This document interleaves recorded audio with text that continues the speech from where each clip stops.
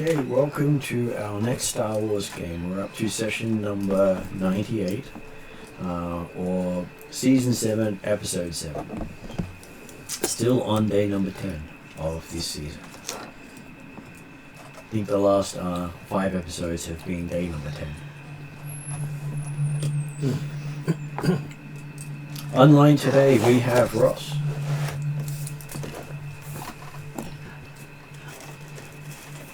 Who is currently on mute, by the way, so if you are saying stuff, we didn't hear a thing.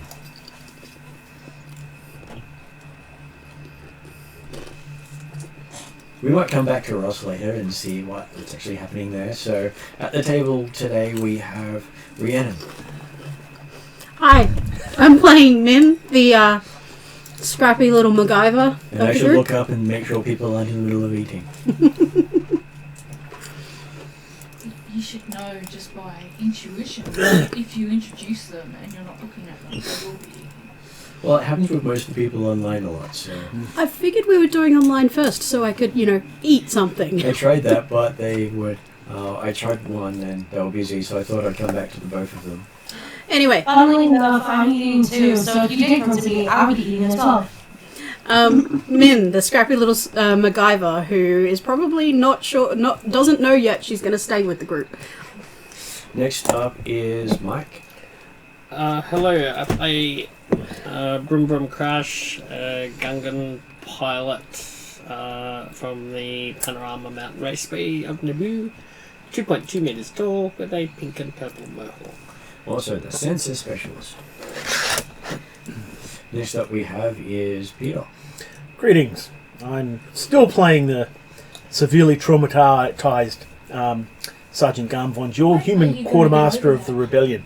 Never. It's one of those things you never get over these sort of traumas. Well, he says severely traumatized. I want to see if I can go one level higher.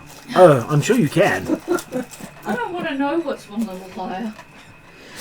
Extreme? To be honest, it was pretty bad. I repeat, Martin is evil.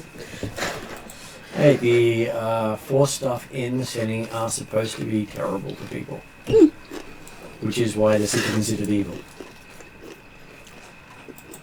Also at the table today we have Thea. I wrote a silly poem and let's see if I can remember it. No. I'll see if I can remember it later. Insert silly poem here. I think it was something like, hey, my name is Thea. No one wanna listen to what I say, but now I have a lightsaber. So if you diss me, you don't have a prayer. I'm sure. Go on. It was vaguely amusing, right? Vaguely amusing. Okay. Cute. Online today we have Kesley. Hello. I play Kate Beer, martial artist, clan member, good at almost dying because armor is for losers apparently, so the group makes sure that I wear my armor. And yeah, that's me. So you're asking me to insert another challenge? No, I'm good. I'm perfectly good. That's exactly what she's asking you to do. That's why I came up with a really poor poem, and she came up with an accurate introduction of herself, and then ends up getting the GM to misinterpret exactly what she wants to say. Well, all I heard was I didn't put ranks into lightsaber, so I should use it today without armor. You'll get to use your lightsaber within I like 2 haven't even built my minutes of getting lightsaber it. yet, apparently. I'll have my lightsaber for the next 6, 7, 8, 10, 50 years and never use it. And you'll get it, have it like 5 seconds and just whip people down. Bow. Well, you are naturally good with a lightsaber because unless you get a talent, it generally uses brawn. Yeah, so I thankfully have a high ability with that, so yeah. Though you can learn to use it with every other attribute, including Yeah, presence. rather than Really? Rather than using it as a wacky stick, you need? What rather than just trying to Wacky whack stick. people down as if they're That's what I flies and need a swat them, vibro sword. you can learn various ways of doing it. Yeah, exactly. Okay, and hopefully now Ross is available. Hello, Ross. You should check to see if you sent a message.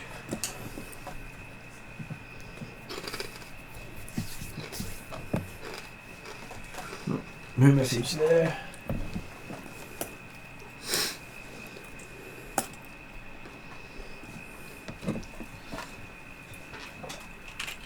And now I just realised I forgot my dice and my tray. It's okay, I'm not destined to roll today, right? Are you there, Ross?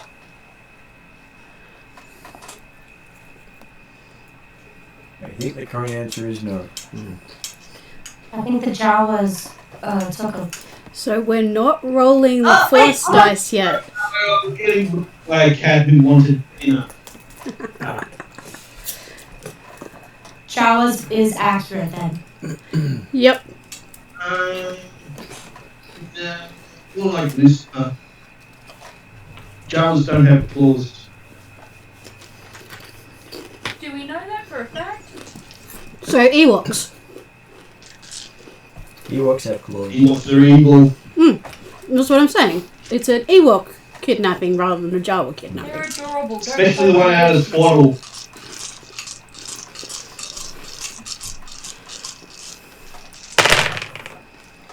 Well, it looks like it didn't turn out too badly for people. Rolling 6 dice, I managed to get 4 dark and 4 light. It looks better there than here, because from here it looks like it's all black.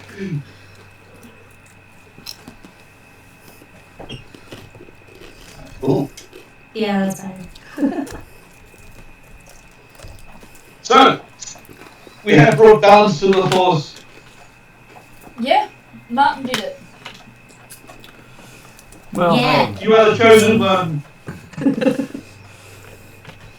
Shows you know what you know. so considering it was 4 black dice and 2 white dice with 2 light points on each one, Still balanced. the odds of the white having double is actually a lot less. So it is funny when that happens. Okay, Your so midichlorian count must be high. who wishes to do the recap for last session? I want to hear Garm's recap. Yes. I mean, I can recap, but I want to hear Garm's recap. Stuff happened. Enough said. A lot of things happened while I wasn't in the room. I got abandoned at every opportunity while I was grievously wounded. No, that was the session before. I did get Wookiee band-aids, so that was pretty cool. Yes, they are now constant in my loadout is Wookiee Band-Aids for Garm. But no, we achieved pretty much everything we put our minds to. Radiation leaks. Yeah, Hondo got away with a significant amount of credits. But not all of it. Not all of them. And now we're looking to see the aftermath of our managing to bring the ship in one piece. Well, in mostly one piece. Oh, and we found Jax. He was stuffed in a locker. Yes. Yes, we did too. And, Was he and still not in alive? pieces. Yes. No, he was still alive. He was just stuffed in a locker. Quite happy about that. All I can think is, get in, nerd! Well, he hid. If I remember correctly, he hid there. then couldn't he get hid out. there. He put himself there. But it's still funny. Hey, Yes. if you saw a guy coming with a glowy saber, what would you do? 4 of them, you mean? 4 glowy Yes, sabers. I would run away as best I could. Closest form of hiding that I could. Okay, so yes, you had managed to face off against a Inquisitor face off against a pirate and face off against a bunch of stormtroopers. And some experimental droids that were next level. Other than the droids, it was relatively easy when it comes to combat. Well, it also helped that you had the Hondo effect. I think he earned the I mean, credits chaos? he walked away with. Hondo's effect is chaos?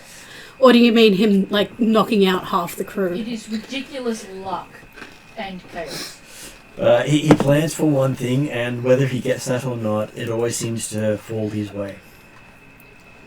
Even if it's not immediate. So, a lot of luck. Very much like Jar Jar Binks in that sense. Okay, so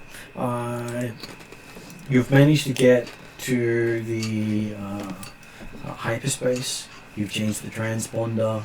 You avoided the Star Destroyer from reaching you and trying to find out what happened to the ship and its disappearance. And you're sure that now that you've had quite a lot of damage, the rebels should be able to make something out of the ship, even if they just take parts off it for something else.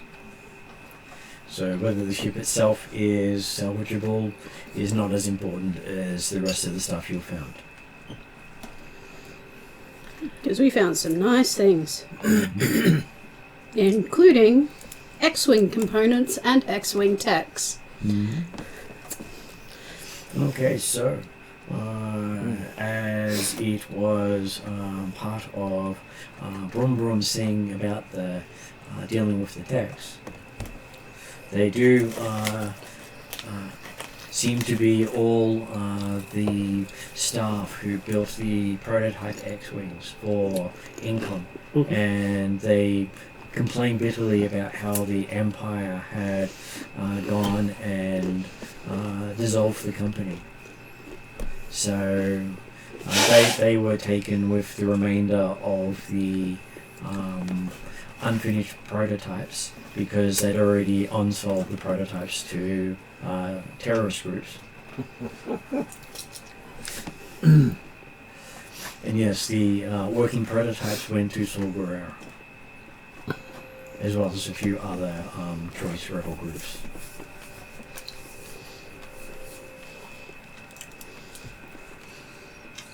Terrorist, rebel, all a matter of semiotics. It's a matter of perspective. Yeah, it's whoever speaking. And Who writes the history books? Do happily chat to Brum Brum about starship design components and get his input into ways they could improve the prototype to a production model. Mesa thinks you should put in a flux capacitor. I'm sure they'd love to turn back time. So they are willing to sign on with the rebellion and join the Black Ice as it's outside the bounds of Imperial controlled space. It's got so much fuel it can literally stay out of reach for years as a mobile base. And if they can bring all the components they need to build and finish the starfighters, they can be dropping them all over the galaxy without the Empire being the wiser. Well, you don't really want to be delivering brand new cutting edge fighters along lanes that everyone uses. No. Good way to get caught. It is. That's why they need carrier ships and transports to do stuff. I mean, it's only got one hole in the hull. That's fixable. Yes. It's an airbend.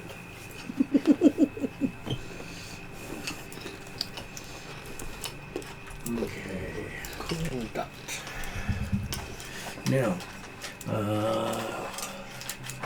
Khalid does find out that Soren Tellis is the guy who was in charge of the Stormtrooper level. He's the security officer, isn't he? He's the Compnor agent, which means as a Compnor agent, he could be ISB or one of the other branches inside it, but they don't wear identifying marks, just rank and clearance codes.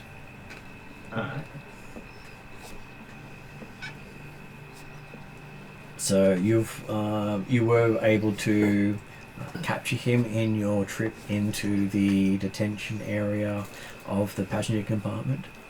So they literally turned the plush area into cells.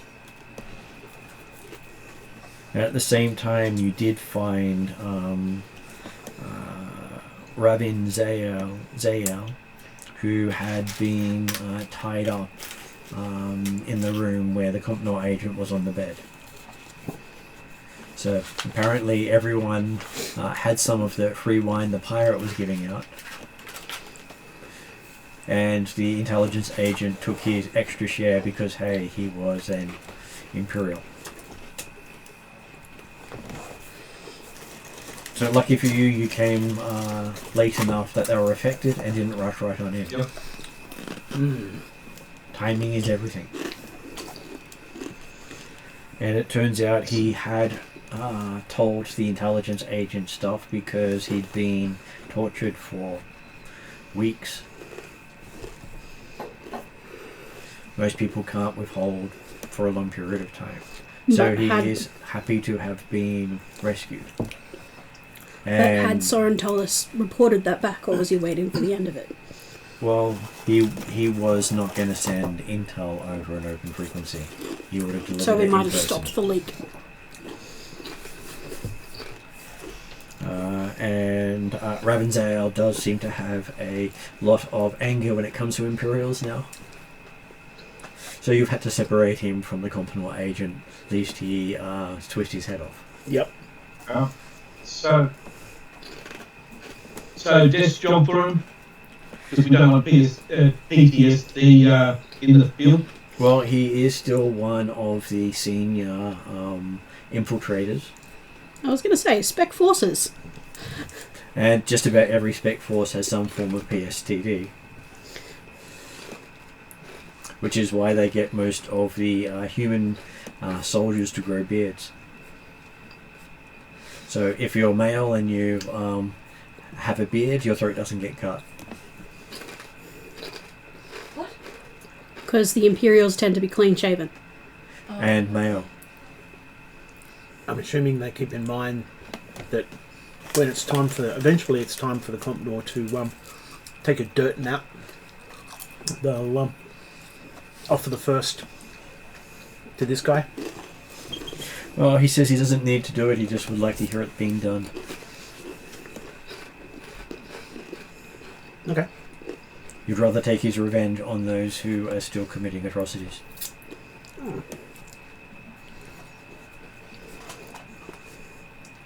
Okay.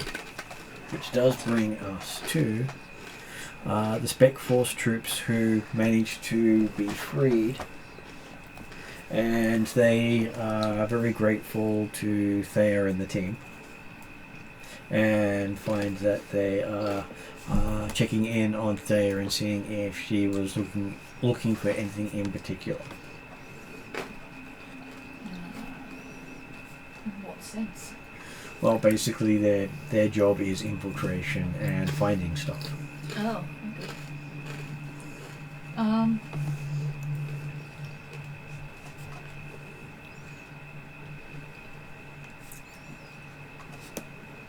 always on the lookout for. Did you say intel? I'm always on the lookout for intel that might help keep our people safe, and that might help us make the most of the resources that the Imperials don't need. Which Okay. is all their resources. So they do say that they had managed to get a line on a rare piece of tech that seems to be floating around a dying star. Okay. That sounds incredibly rare. Yeah, see, they say it seems to be a working basilisk droid, That which is something your clan has been trying to track down because apparently they're missing some of the code to get the basilisk droids up and running again. okay, so that's the hold up on the basilisk droids that we found already. Because without the missing code, the basilisk droids are pretty much bricked and don't work. I will gratefully accept that intel, thanks. And any sort of intel on any sort of old Mandalorian tech would be absolutely helpful. Do they have any intel? Am I by myself in the room? You can be by yourself in the room with them. Am I by myself with any particular person?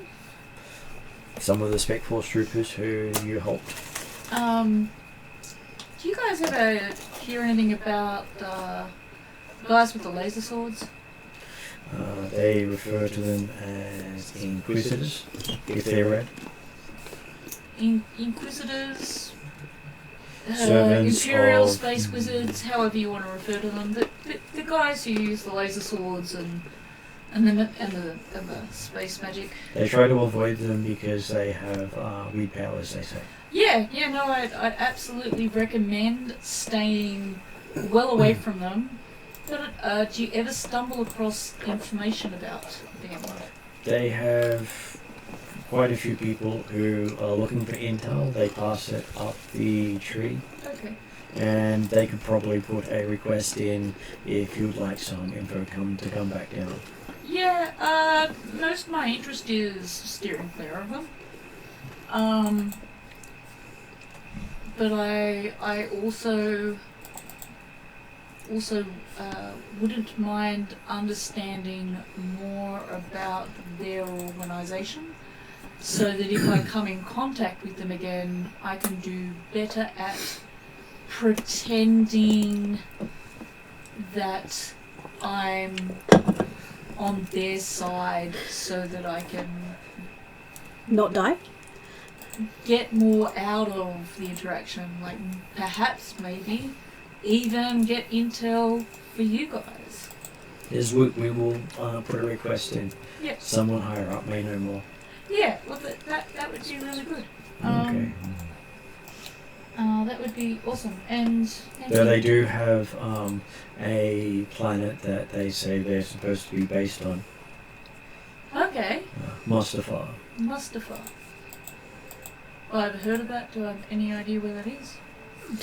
Is that where the Inquisitors are based? That's where they believe the Inquisitors are based, yes. Okay. I might steer well clear of Mustafar for now, but They say apparently Tarkin makes a lot of visits there. Tarkin does. That's very interesting. I'll take mental note of that too, because I don't And- write that shit down. And any Force users they capture or kill get taken there. They capture Force users? Well, apparently that's how they make Inquisitors. So Inquisitors are people who have been captured by the Imperials. but Captured, recruited, it's a very, fine line. So it's not necessarily a voluntary job. It's a grey area. Well, I'm sure it's a serve or die option. Yeah, Stockholm that's, syndrome. That's what I mean. That could be a point of leverage if I'm facing an Inquisitor, and I might be able to convince them. Perhaps maybe they don't want to work for the Empire anymore. They might kill me anyway, but it's worth noting. Thank you very much. Okay, so that brings us to Gum and a pile of rookies. I'm not wearing my officer uniform, obviously. I want to live. I don't speak Wookiee. And apparently they do charades.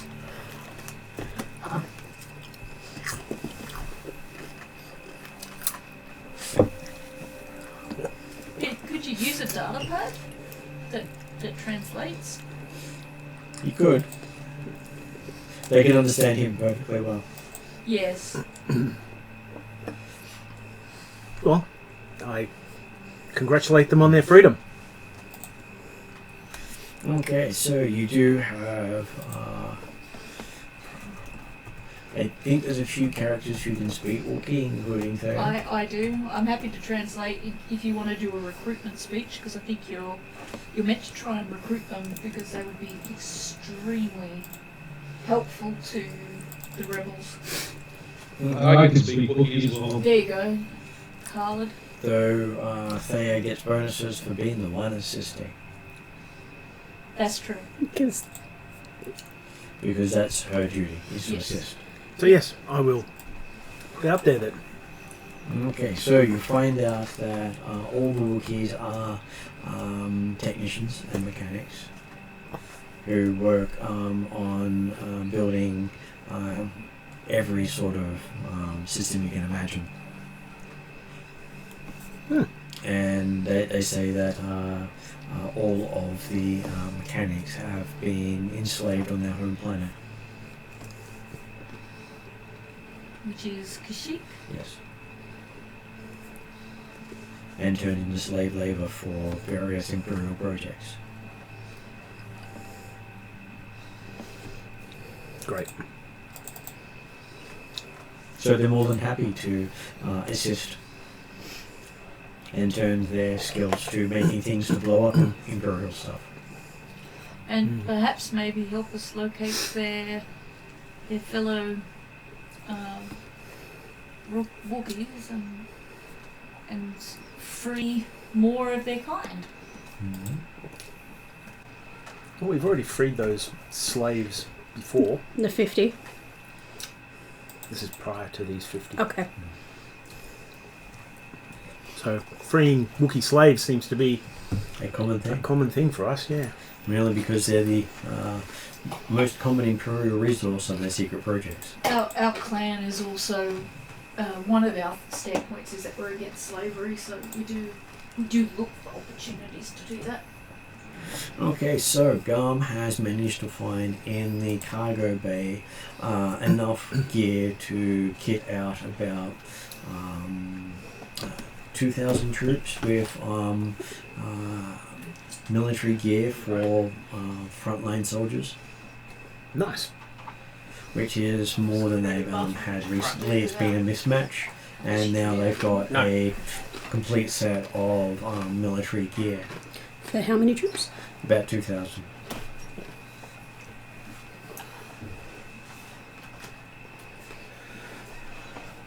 And a standardized kit for the rebellion just hasn't been done yet. Well, when you're low on everything, it's hard to standardize anything. Well, now they can field a small force with identical stuff. And funnily enough, 2,000 is a small force.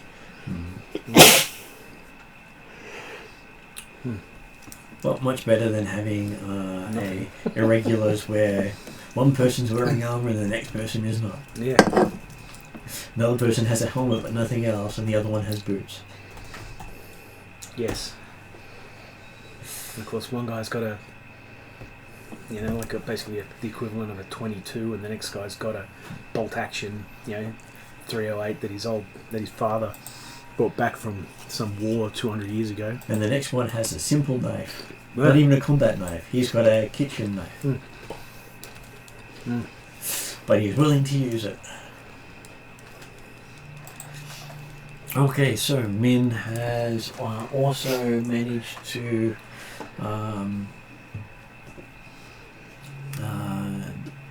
disable most of the ships so the Empire couldn't use it.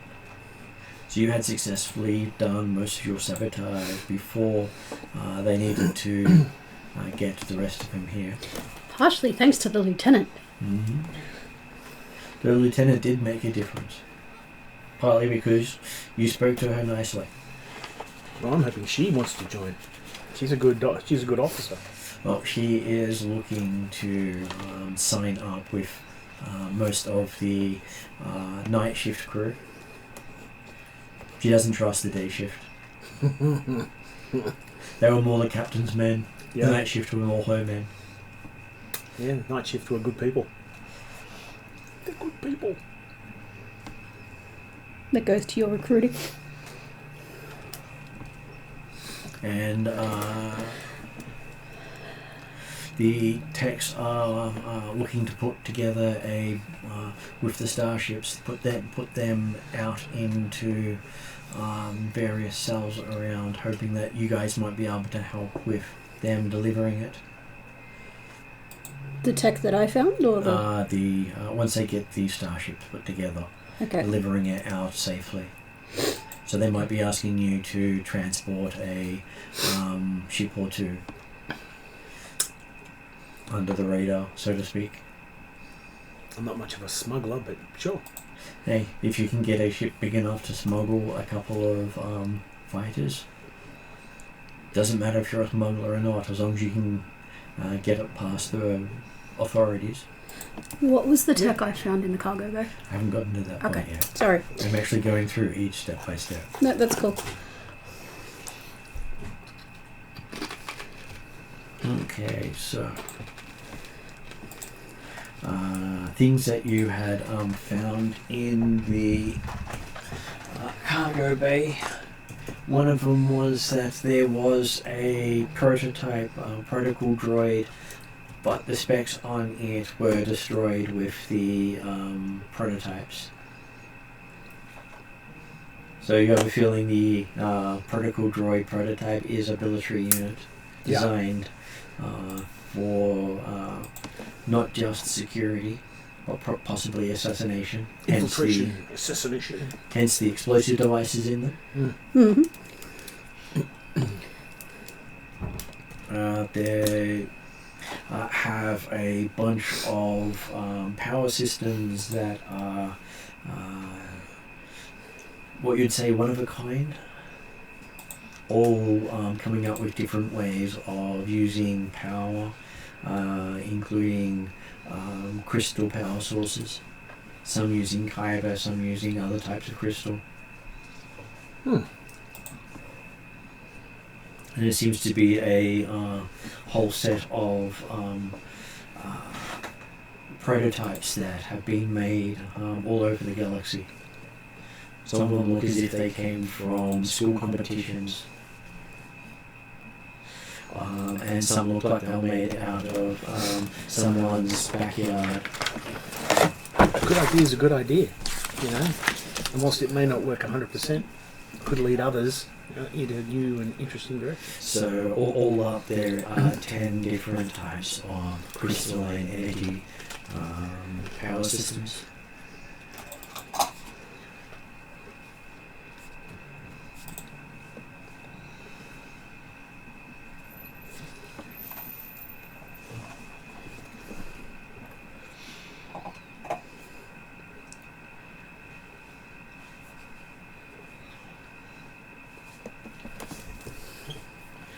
And basically, a bunch of the scientists were also the people who built the prototypes. So not only did they take the prototype, they took the builder of the prototype, so they can find out the reasoning behind each of their unique power supplies.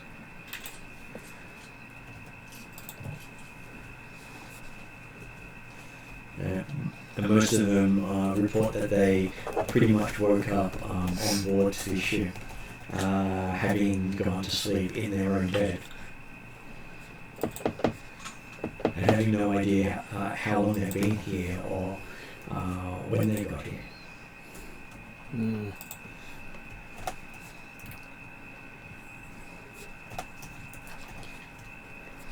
And the records basically note them down as priority targets for the Empire.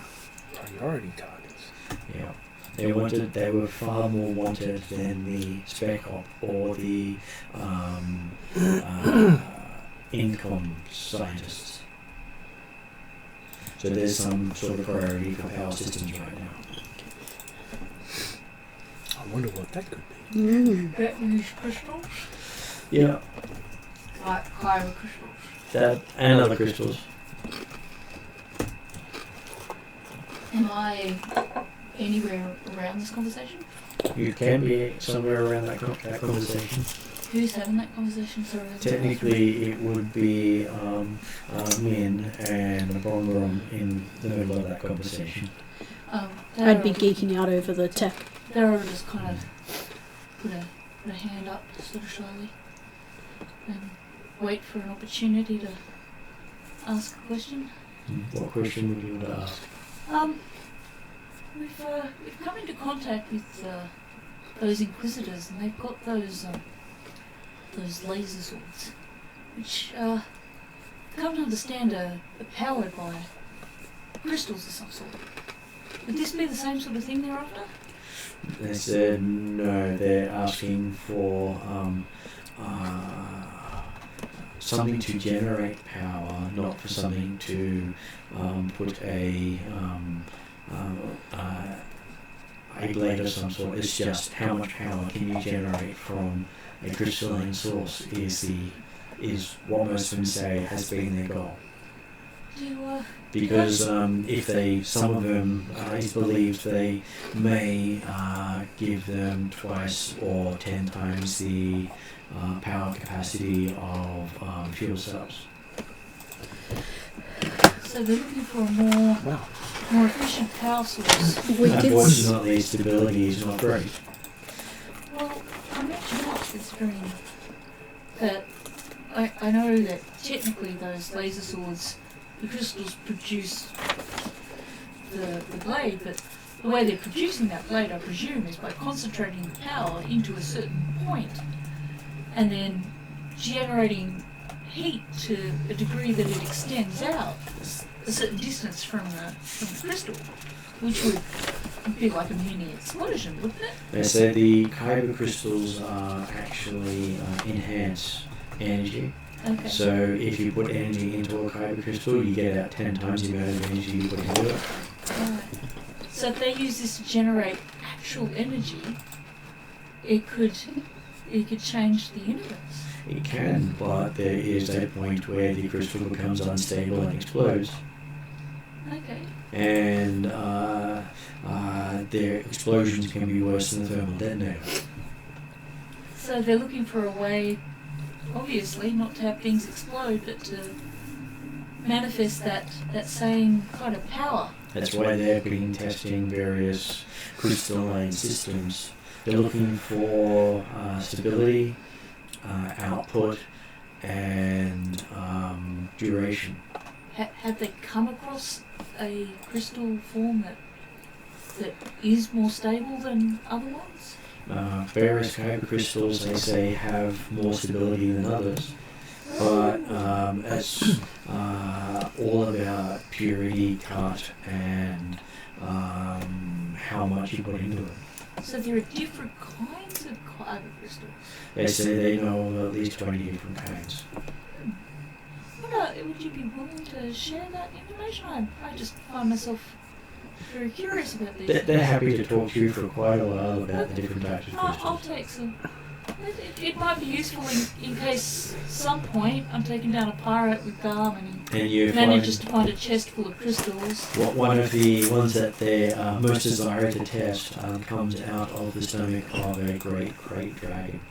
A great Great dragon. crate dragon. Yeah, the dragons of Tatooine. Oh, is that like that pearl crystal? Yeah. But the crate pearls are quite a rare kyber crystal, they say. I wasn't aware of this. This is also information I'm going to file away and never use, but, it'll fuel Thea's dreams at night of defeating a crate dragon one day. I don't know, maybe by using her suit and some sort of explosive device that she flies down its throat. And, you know, she'll give the meat to the people, but I think she might keep that kyber crystal for herself. Just she only needs a little one, though, so maybe she only needs to blow up a tiny great dragon. Well, the bigger they are, the more likely they'll have a big They one. did say they regurgitate them at times, though, so maybe if I can just figure out how to make one throw up the crystal. Not just throw up in general. While we're talking about power sources and stuff, I do remember that one of the, like, as I was going through the manifest and stuff, that was the payroll was marked down as Vader's Death Star. I'm trying to remember exactly what the line was. Vader's starship. Vader's starship. Yeah. So would Devastator. payroll for Darth Vader's Star Destroyer? Devastator Yeah, class? that's right. They don't say what class, but the numbers are a little loud. Would it have clicked in my head that they're connected, or? Could be. Yeah, if he's wanting to beef up his Star Destroyer, then he may need more power. Are you thinking this is what's costing all the money for the Star Destroyer, Min? It's just percolating in my head. Well, from what you estimate, he is spending 1 to 2 zeros more on his Star Destroyer than you expect them to cost.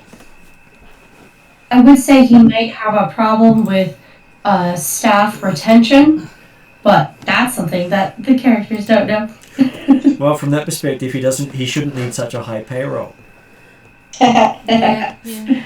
So, yeah, that is interesting. Well, if new people are always coming in and no one ever makes it to the paycheck. I'm just like putting together information, like, what I know versus what my player has figured out, what my character has figured out. So every one of these scientists was involved with Either working with Incom to build the X-Wing, Yep. Or working on power supplies. Power supply with some kind of crystal R&D crystal. So when they say there's different types of kyber crystal, are there other non-kyber crystals that generate power? That's what I said they were doing. But I said not all of them are kyber crystals. Okay, I see. Yep, sorry. All good.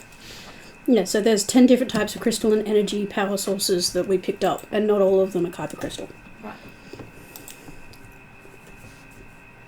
Okay, so yes, you greeted about 10 days later by the rebellion, thanking you for delivering the ship to them.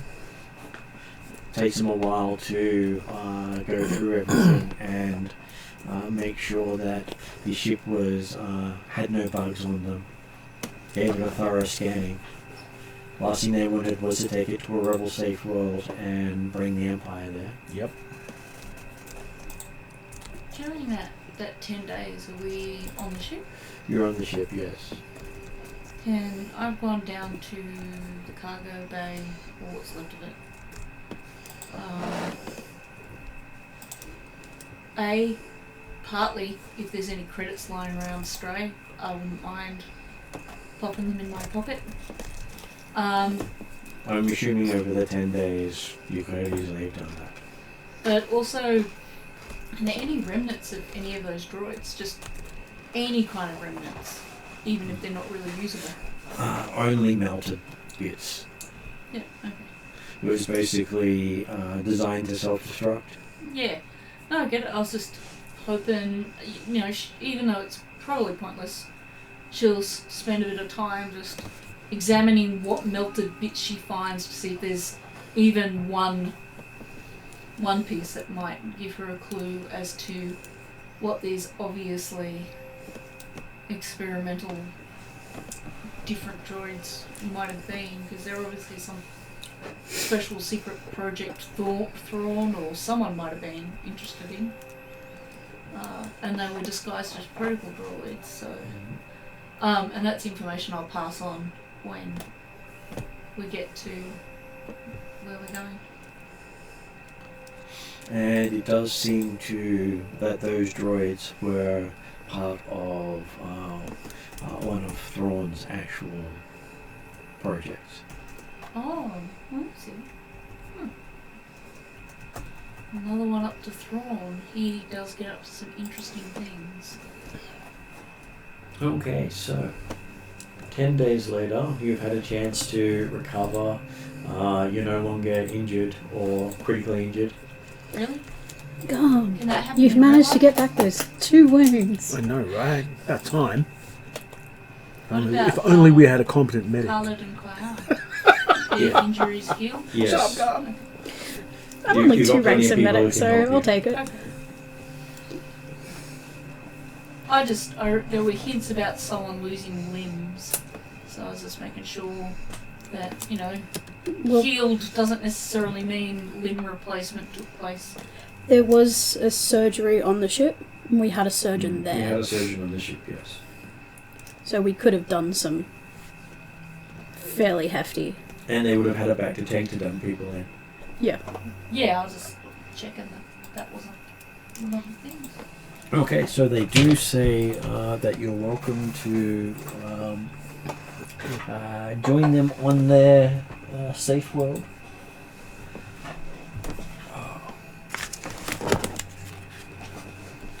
Because basically it's one of the few places that has low tech, and even if the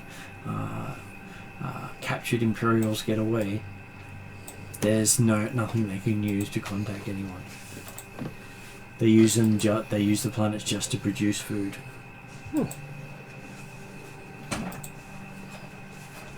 And so, if it is come across by anyone, it won't look like it is a threat of any kind.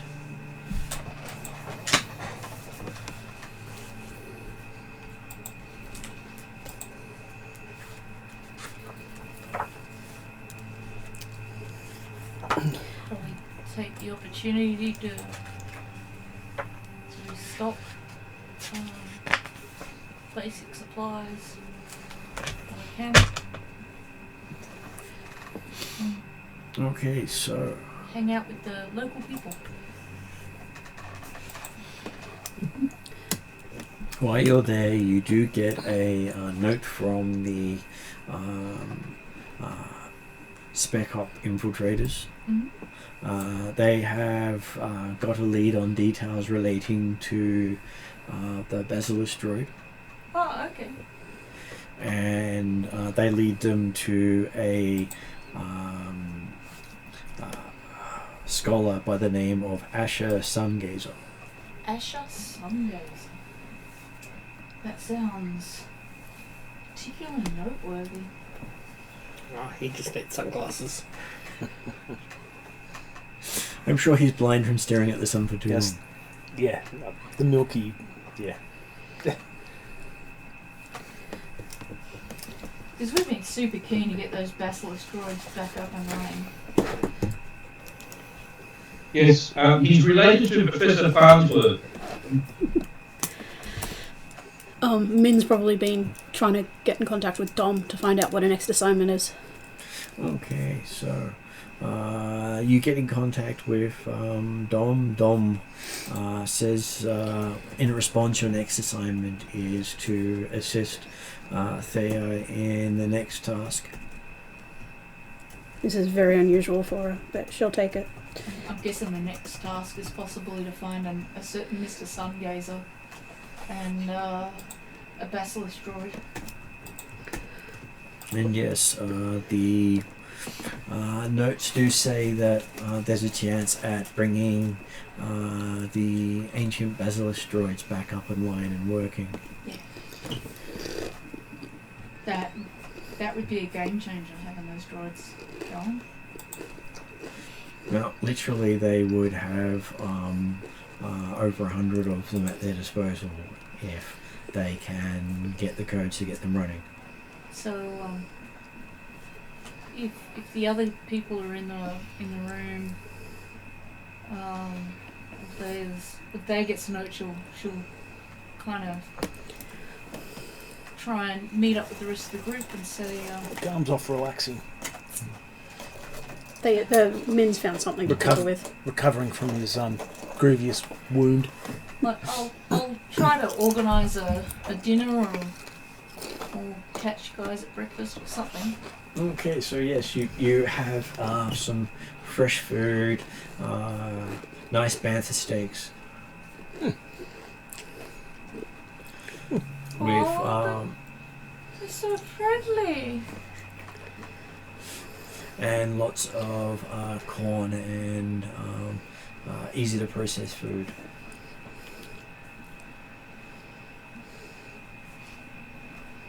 Yum. But I named her Daisy. She's so delicious. Well, at least you didn't name her Gravy. There was a certain amount of alliteration in Daisy. But when I can get the group together, I'm like, do you guys know what basilisk droids are? I know Clayana and Khalid probably do. Yeah, I believe we do, because were we Yes. on mission to get that, or was that an individual? So you, Khalid, and older members of the team that aren't here any longer. We were on a planet where the Sith wars were happening, and that's where we found that old ship, and we found basilisk droids there. Yeah. That's where we met the founder. But as Mandalorians, like, born and bred, Min would probably be the only other person I was who might gonna be... say, like, Min would probably know about them. Rhiannon doesn't know. Min would. So basically, my character was going to tell yeah. them, well, at least Garm and Brum Brum, and maybe a reminder or a bit more information, because it's going to be our next assignment. Kind of just wants to convey how not just how important this assignment will be, but just how much this kind of technology would change things for the war. So she'll explain that the history of the basilisk droids used to be that they were real beasts that had technology added to them, so that we could ride them in combat and use them. But in the great old way of previous generations of Mandalorians, not the current ones, we kind of technologied those poor beasties into extinction. And so we just started building robotic ones. But these things could fly. They had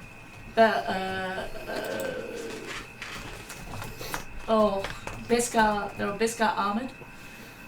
They could take down whole ships just with one of them.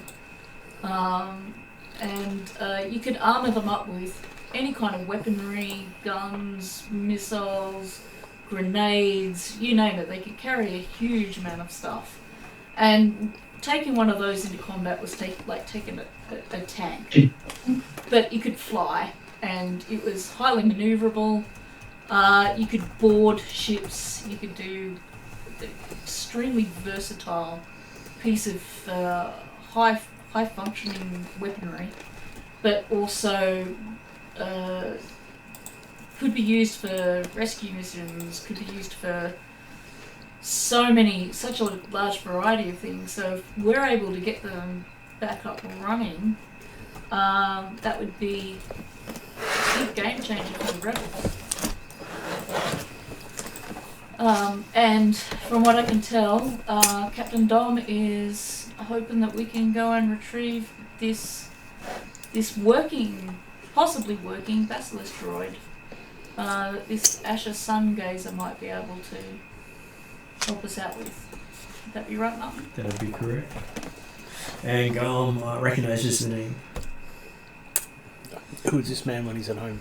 He is actually a scholar at the planet called Iriadu, where you've done all your Imperial training. Okay. There's an Imperial Academy on Iriadu. Okay. And he was one of the least Imperial scholars in the place, who always gave great advice. Okay. Didn't fit with the program, but wasn't spouting rebellious text.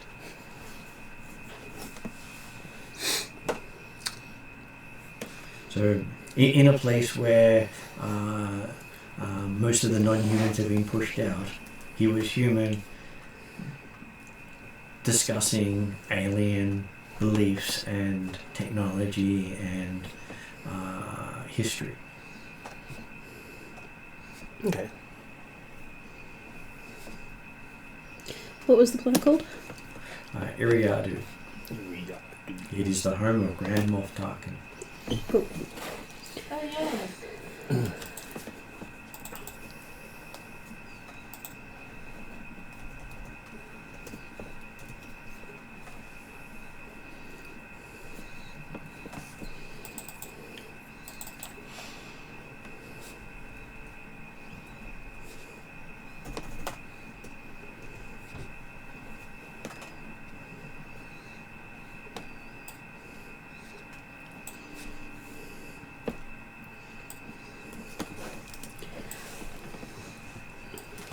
Okay, so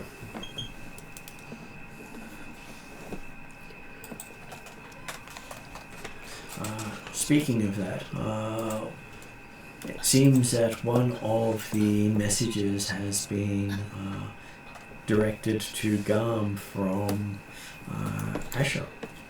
It's saying, "Hello, my friend. It's been some time since we last spoke. However, I've come across something you might find interesting."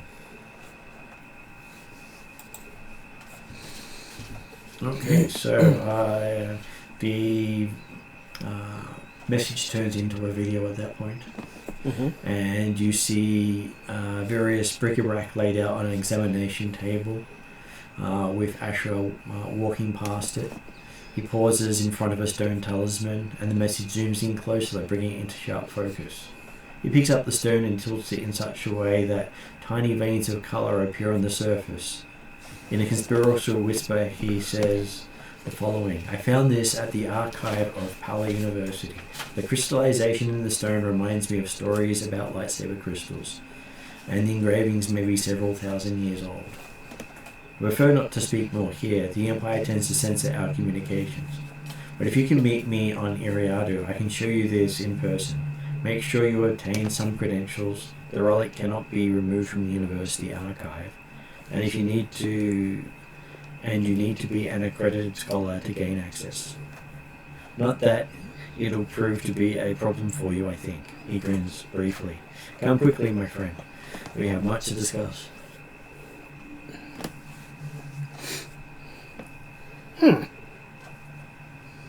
Aya says, "That sounds like something familiar." Who is this person to me? He is probably the one scholar in the university you studied at, the Imperial Academy, that you actually trusted. And may have been the one that gave you how to get out of the Imperial Army. So I'm guessing he's your contact that you used to get to the rebellion in the first place. Okay.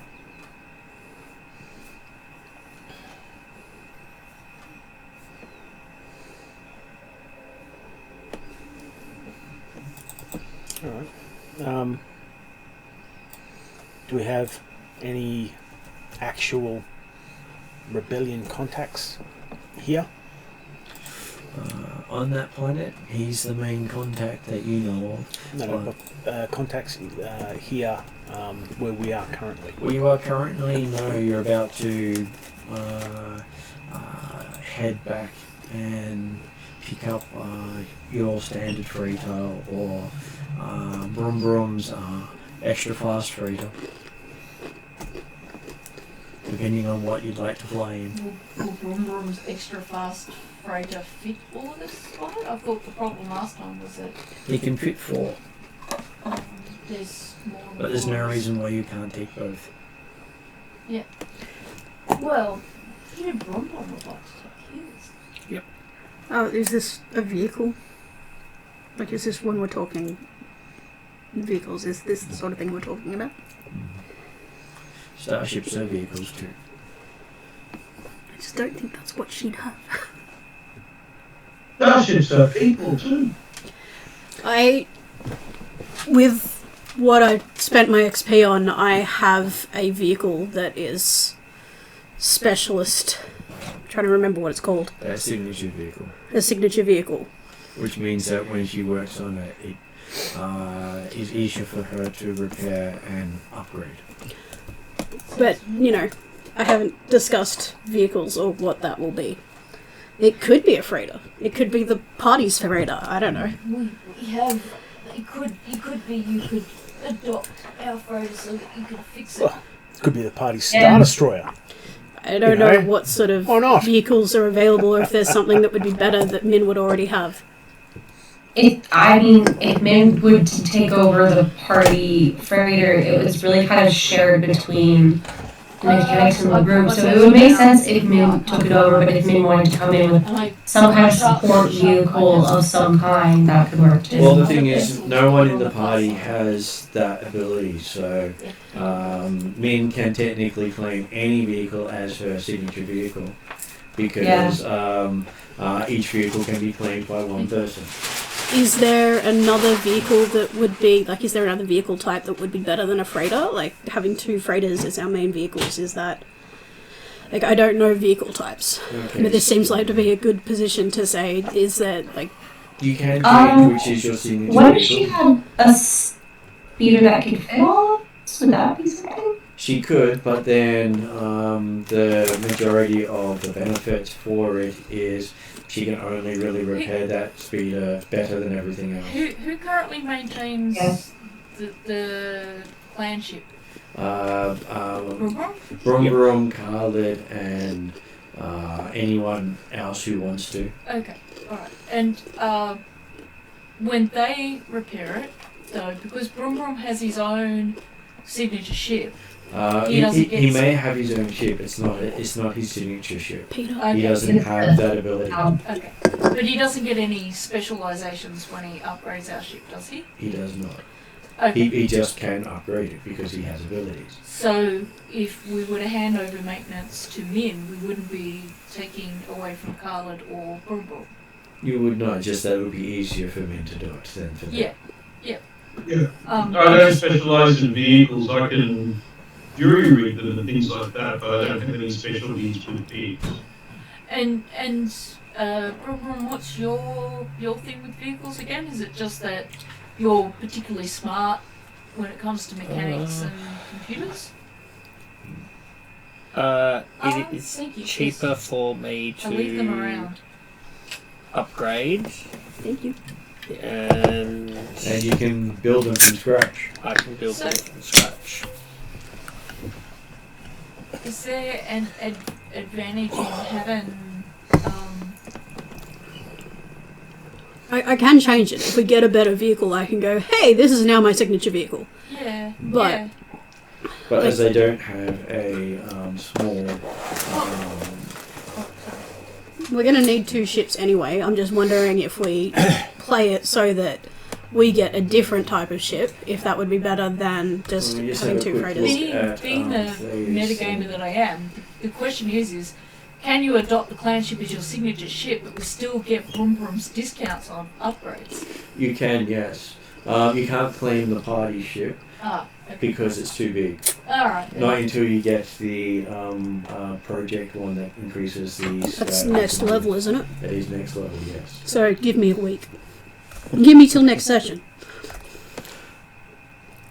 But funnily enough, you could claim Brum ship as your signature vessel, even if Brum does all the work on it. I No. Because it's of the right scale. So if I ignore it until next session when I take Modder up to Yeah. tier 2, and then, yeah, like, if the aim is for me to take the clan, to make the clan ship my signature ship, then that's... yeah, it can be a long-term goal. And as you get more space, you can also have... each time you get larger project, you can have more vehicles inside that scope. So the second freighter we're talking about is the clan ship we're talking about. Yeah. So you've got the clan ship and a shuttle. So the shuttle is the racer that Brum Brum flies. Yep.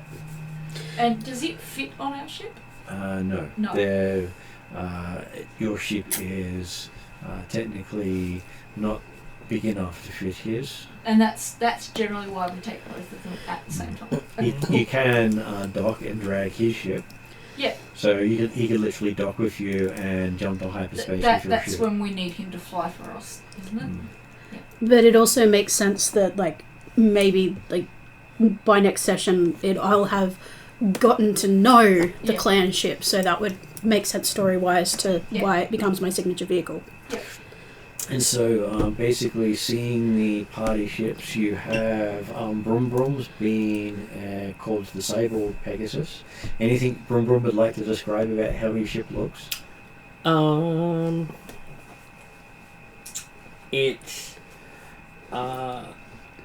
Misa, good. It's quite. Understatement. It has a tinted windscreen. Would you have iridescent sort of rainbow type high polished metal on your ship? Well, it does have racing stripes. Well, there you go. But yeah, do ships have a windscreen? Yeah, they can. Yeah. Okay, yes, it's got the darkest legal tint that you can have for the windscreen, and it has pink and purple racing stripes with orange flames. Okay, so looking at it, it has a very elegant design to it, because you did put elegant design Yes, on it. it's kind of like the shape of Amidala's. So you've taken the Nubian design. Yes. It also has a upgraded engine. You've made the engine a bit better. You've put on layered plating to make it harder to blow up. Yep. Good. And a that's security always good. system. It has an anti-theft system. It has an advanced targeting array. It has maneuvering thrusters to make it fly better. And it has climate control. It has shield generators. Heated seats. And forward-mounted laser cannons, which are not standard on most civilian racing vehicles. And heated seats with cup holders. And that lovely little back massage unit with the lumbar support. Made of fine Corinthian leather. I was going to say. Yes. Everyone keeps asking me if my recliner. Oh, technically he can actually take fit 12 people on that ship. Really? Oh, Yeah. 12? We had upgraded it last time we looked at it. Why aren't we flying on his ship all the time? And You technically can take that ship to Iriadu. and I need to upgrade the ship next time we are at a space station, spaceport. Technically, we might have just... No, we didn't. We went to a farming planet. Yep. So yes, you can leave your freighter behind and just take the shuttle. So you've got better speed, and you can Sorry. I'm going to ask a non-game question. So I'm going to the bedroom and the tray there, and there's 2 cylinders. Grab both cylinders. Because I don't have enough painkillers yet, and I need to get more painkillers. There's a bedroom tray next to the bed, and there's these cylinders, and they're full of tablets. Just grab both of them, please. I mean, give me long enough with whatever my signature vehicle is going to be. I thought you were going to say, give me long enough with whatever, With I've got. whatever's in those I can give you tubes, more painkillers. I'll have a great time. So the thing with Mike's ship is that it is the same size as their ship, except he's designed it to count as a size lower. Yeah, he's. Which is why it definitely won't fit inside the other ship. Yeah, those. I'm going to the bathroom. Because Brum Brum may design the Mark II later and scrap this one and do an even better version. Do they need to go back or? Because it is quite an interesting build path for building your own ships. Sounds like there's a lot of customization options for pretty much everything. All there is, just building gives you the most customization because you can, not only can you customize the ship, you can customize the components that you're putting in. And the entire thing can be unique. It could possibly be better for us to go on Brum Brum's ship because who's going to suspect a bunch of people arriving with Gungan? We could be the hired guards for the Gungan. And plus it also does have racing credentials. Yeah. Mm. And it's not going to be as suspicious to Imperials for us to arrive on that ship than it would be for us to arrive on our ship. Which... So his ship costs about 150,000 credits to buy, or 60,000 credits for Brum Brum to build. I do have a question though. I have special shielded compartments on our ship to hide my non-sanctioned gear. I guess the disadvantage to taking Brum Brums is that it potentially doesn't have. You'll have to pick what you carry with you. Does that mean I'd have to leave things behind, or would my specialised shielding hidden spot on my armour be enough? I'm sure you can find spaces to stick stuff. You would have to ask to see where the high holes are. I have high holes. I had on the ship. make some special shielding, Preemptive. both in my I know, armour that's great. and in my room. Because besides what people carry on them, his ship can take 50 units of cargo, when someone's blaster is a single unit. A hand blaster.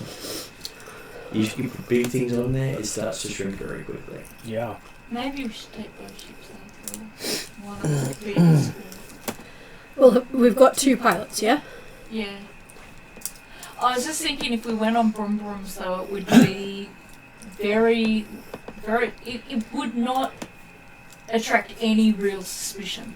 Gungan arriving with a couple of his own specialised mechanics who's got some private bodyguards, that's not going to really raise a lot of Imperial attention.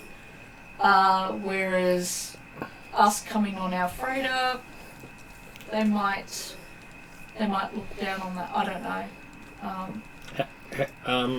How big is the freighter? Are we talking like the Millennium Falcon size? It's about the same size as your ship. Oh, right. Just that your ship counts as one size smaller because of your awesome design. Yeah. Right. So, I mean, in that case, it would if it's similar size. Their ship's designed for cargo. Your ship's designed for people. Yeah. If it's similar size to like Amidala's thing, then take both. We'll take both then. Who is Just Brum have the Brum same bringing old on fuel. board as his co-pilot?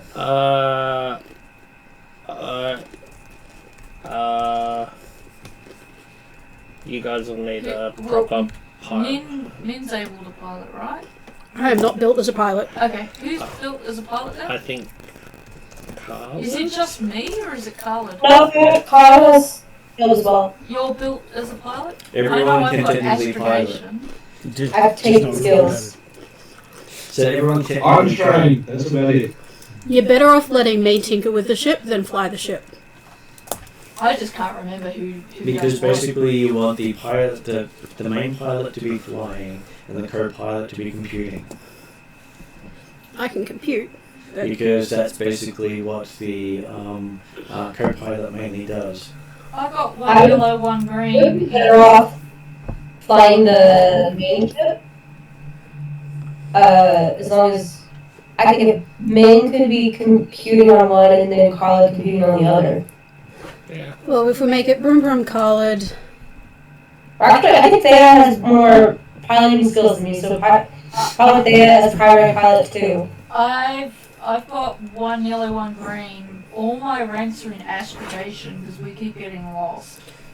Oh, well then mine is 1 second. Which is also normally the job of the co-pilot. Yep.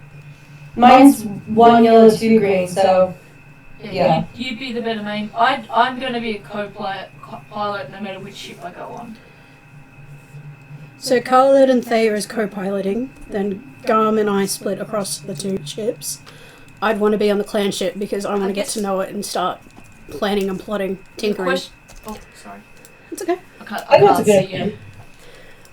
The question would be who's also good at astrogation. I know I'm really good at it. Brum Brum is the next best one at astrogation. Brum can astrogate himself? He can technically astrogate. That as long as he's got someone else to grab the controls if he needs it. Needs them, yeah, okay, cool. So who does Brum Brum trust to hold the controls? I'll take Khalid.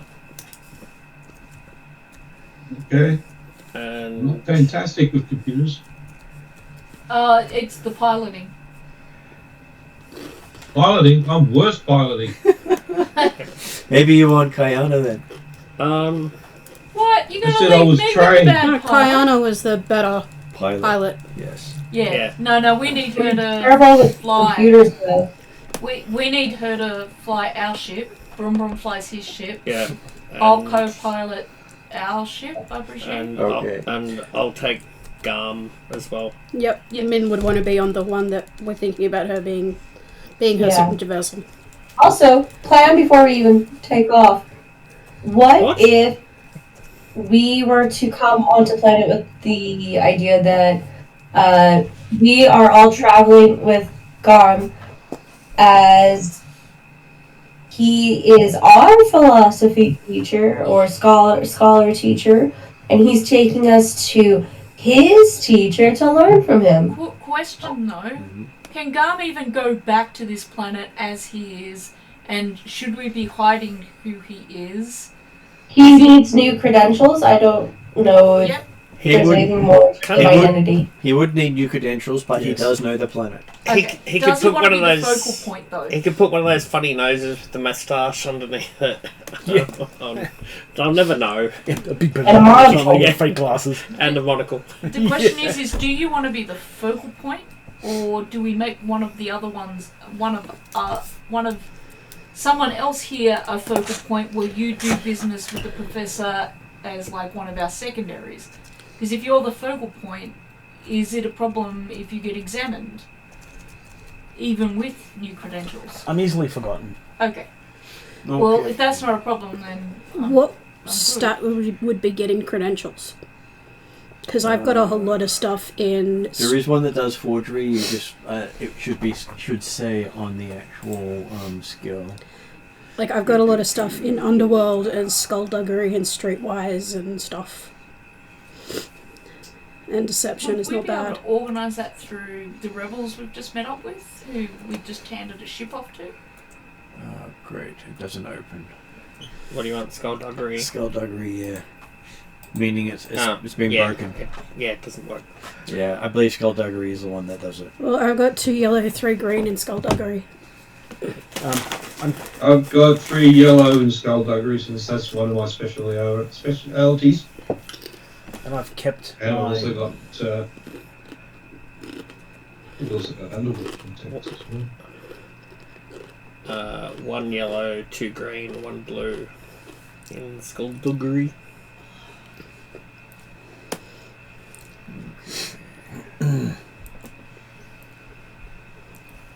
Make a note down to fix Skullduggery. I keep wanting to say skullduggery in a British accent. Skullduggery, like. Well, as I was saying earlier, like, Min in my head is MacGyver / Artful Dodger. Underworld is also broken too. Yeah. That makes sense. You're not sure why it'll probably take me a while to fix, but I did fix most of the talents. Just didn't check the skills. Okay, so I'm sure you can have someone set up some basic IDs for people. fake IDs? Supposedly, according to the professor, I need to be a well, one of us needs to be a teacher, a It scholar. said scholar credential. I'm sure you can claim the eraser is a scholar. He can speak a He's a little. man of many talents. I can teach people how to race. He can teach them the philosophy of efficiency. The philosophy of racing. If you ain't first, you're last. And ka-chow! Wouldn't there be a lot of physics and philosophy involved in the discussion of going faster? Well, technically, he could teach starship design. And it isn't speed that kills you, it's suddenly Yep. coming stationary. That's that kills right. you. So you could definitely From the teach. philosopher Clarksonius. You could definitely teach ship design, and you could also teach, the kind of things that you have to understand to win a race. Like, we are going to a human-centric world, so we might want to keep that in mind. yeah. How hard can it be? What, the you could human-centric be- you world could or be- teaching? Brum Brum could be the colleague of yourself. You said you don't mind being the focal point. And this is technically your contact. Well, how well known are people? Like, Min wouldn't be very well known by anybody. With the amount of XP you have, you are fairly well known amongst the universe at large. If you Okay. have 4 ranks in something, you're very well known. If Okay. you have 5 ranks in something, you're extremely well known. I was more thinking about expeditions and sabotage and stuff. If you've gone and reached 5 ranks in a skill, you're extremely well known. Okay, so I'm probably one of the better people for this because I've only got 4 ranks in negotiation. That's it. I don't know if they want classes on outlaw tech. I'm not talking about the specializations. I'm talking about the skills. Oh, okay. So you're talking about Most people will have put a lot of points into skills. like general skills and stuff. So, as example, Garm has 4 ranks in leadership, so he'd be pretty well known as a someone who's good at leading. But I've got I'm 4 easily, in medicine and mechanics. I'm easily overlooked. Well, the Yeah. only thing I've got 4 ranks in is negotiation. That's it. Whereas Brum Brum is 4 ranks in astrogation, computers, piloting planetary, piloting space, Mechanics. mechanics. So he could teach any number of subjects. Yeah, I've got... And I think they might overlook the fact that he's not human. And technically, he's Because he's a celebrity. quite well advanced in his skills. He could teach Oh, yeah. advanced space flight to advanced astrogation. A lot of the skills that I've got ranks in are more... So Like, I've if- got mechanics, computers, and in medicine, but the others are more like perception and stealth. Brum Brum's philosophy is if you are racing Brum Brum, you look at the Losing. stars and pray up to gods. Whereas Kayana is known for her martial arts and shooting. And not wearing But armor. it's really funny. I presume I'm really not known at all because negotiation is the only thing I've got. You're a diplomat. Yeah.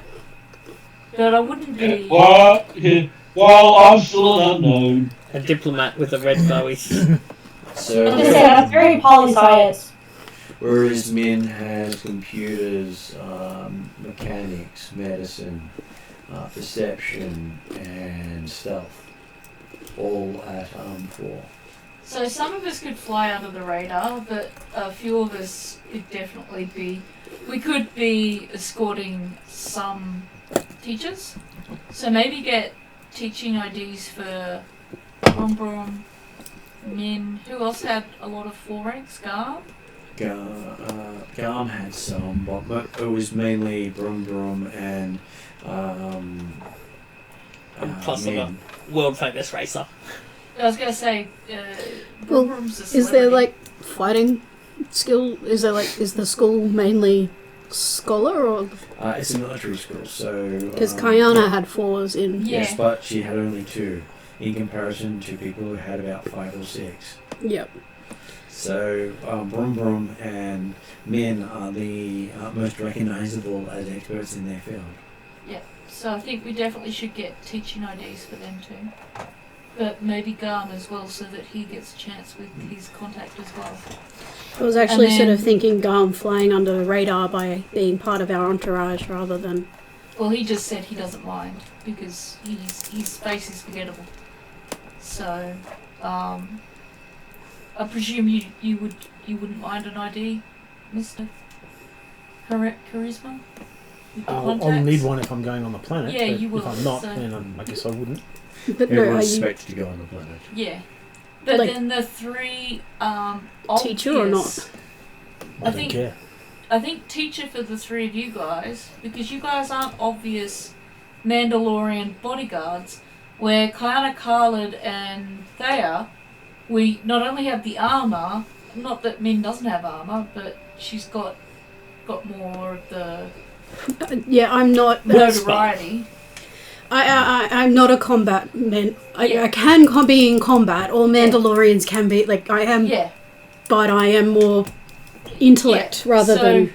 if we got teaching things for you, and then each of us is a bodyguard for each of the teachers, then I think that might work. Idea 3 and 3. Yeah. I believe you have so- 3 and 3. Mhm. Would the rebels that just dropped us off have anyone we could organise IDs through? Well, basically, Me you second. Can guys, we do that Me- ourselves? you Me guys second have the with them ability to. You guys have the ability to put them together yourself. We can do it Mhm. ourselves? Yep. Okay, cool. There are 3 of us who do are what? reasonably at ranks in Skullduggery. Well, maybe if you work together, you can all assist each other and make a better roll.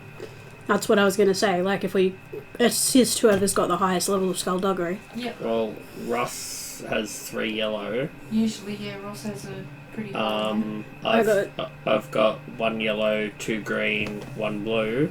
I've got 2 yellow, 3 green. Wow, I've got 2 yellow and 1 green. Gum And 2 can, for 1 strain, have 3 yellow and a blue. And if he makes a mistake, he can re-roll. Yep. And pull out the dice he doesn't like. So, Garm can do the roll. You're our and, face. That makes sense. So, But that's using Master Merchant once per day. Yeah. Once per session. So if you don't like what you roll, you can pull out the bad dice and re-roll those. yeah. So, Garm can do the roll, and then what would we all add to Considering no one's got better stats than him, you would all add a blue dice. a blue dice? Yep. So as long as you've got a rank in it, you can give him a blue dice. Happy to give him a blue dice. Yeah. Yep.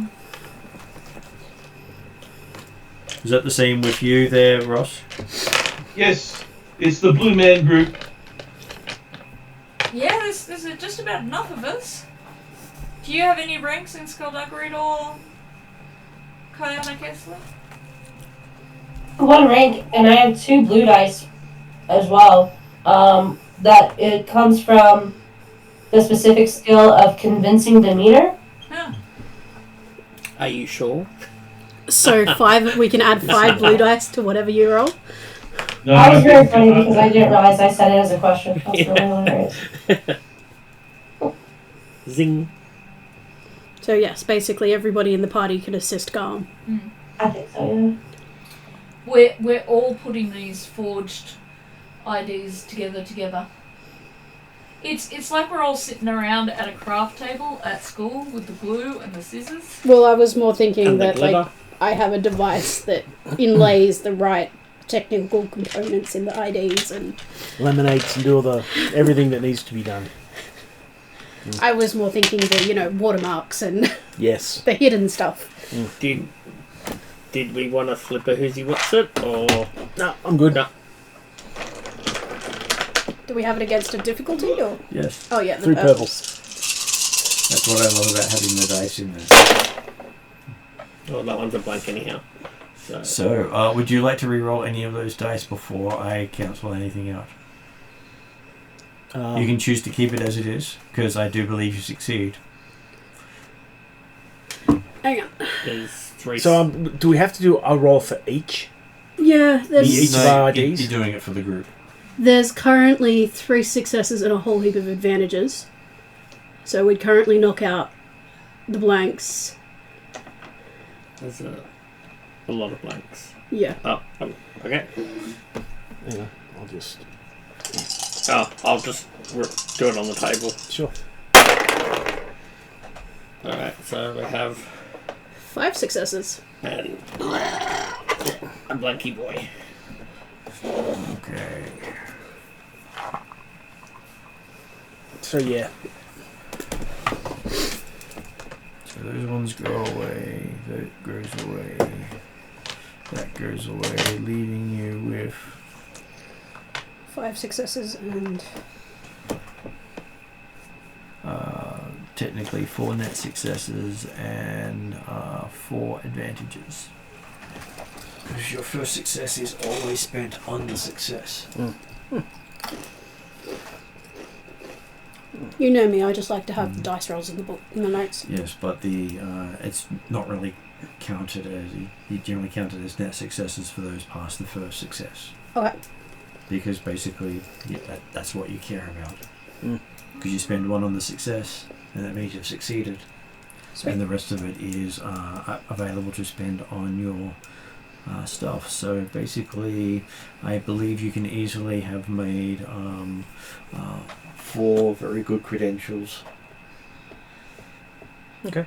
Because technically some of the people in the Mandalorian armor don't need credentials. Their armor's the credential. Mm.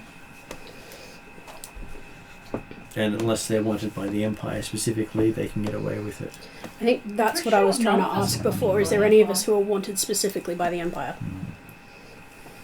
Not that you're aware of, Maul. Although, at some point, it's going to become an issue. I mean, the amount of I don't times... know. Potentially problematic. I don't know where we're at with that. I'm brand new to the party.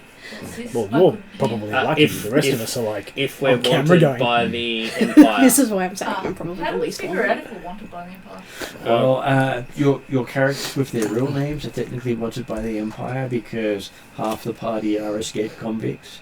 Oh, right, yeah. And usually it But gets... we never and- give our real names. And anyone associated with the clan is wanted by the Empire for a heretic clan. And usually, Oh, if okay. we were wanted, we would have lots of Imperial ships turning up Yeah. everywhere we went. Just that at this stage, no one's associated you specifically with your names Mm. Well, that's and your because we ship with your names. always give false names. Well, often give false names. I probably have false IDs prepped in my storage. Because that's the kind of person that Min would be. Oh, finally found that pencil.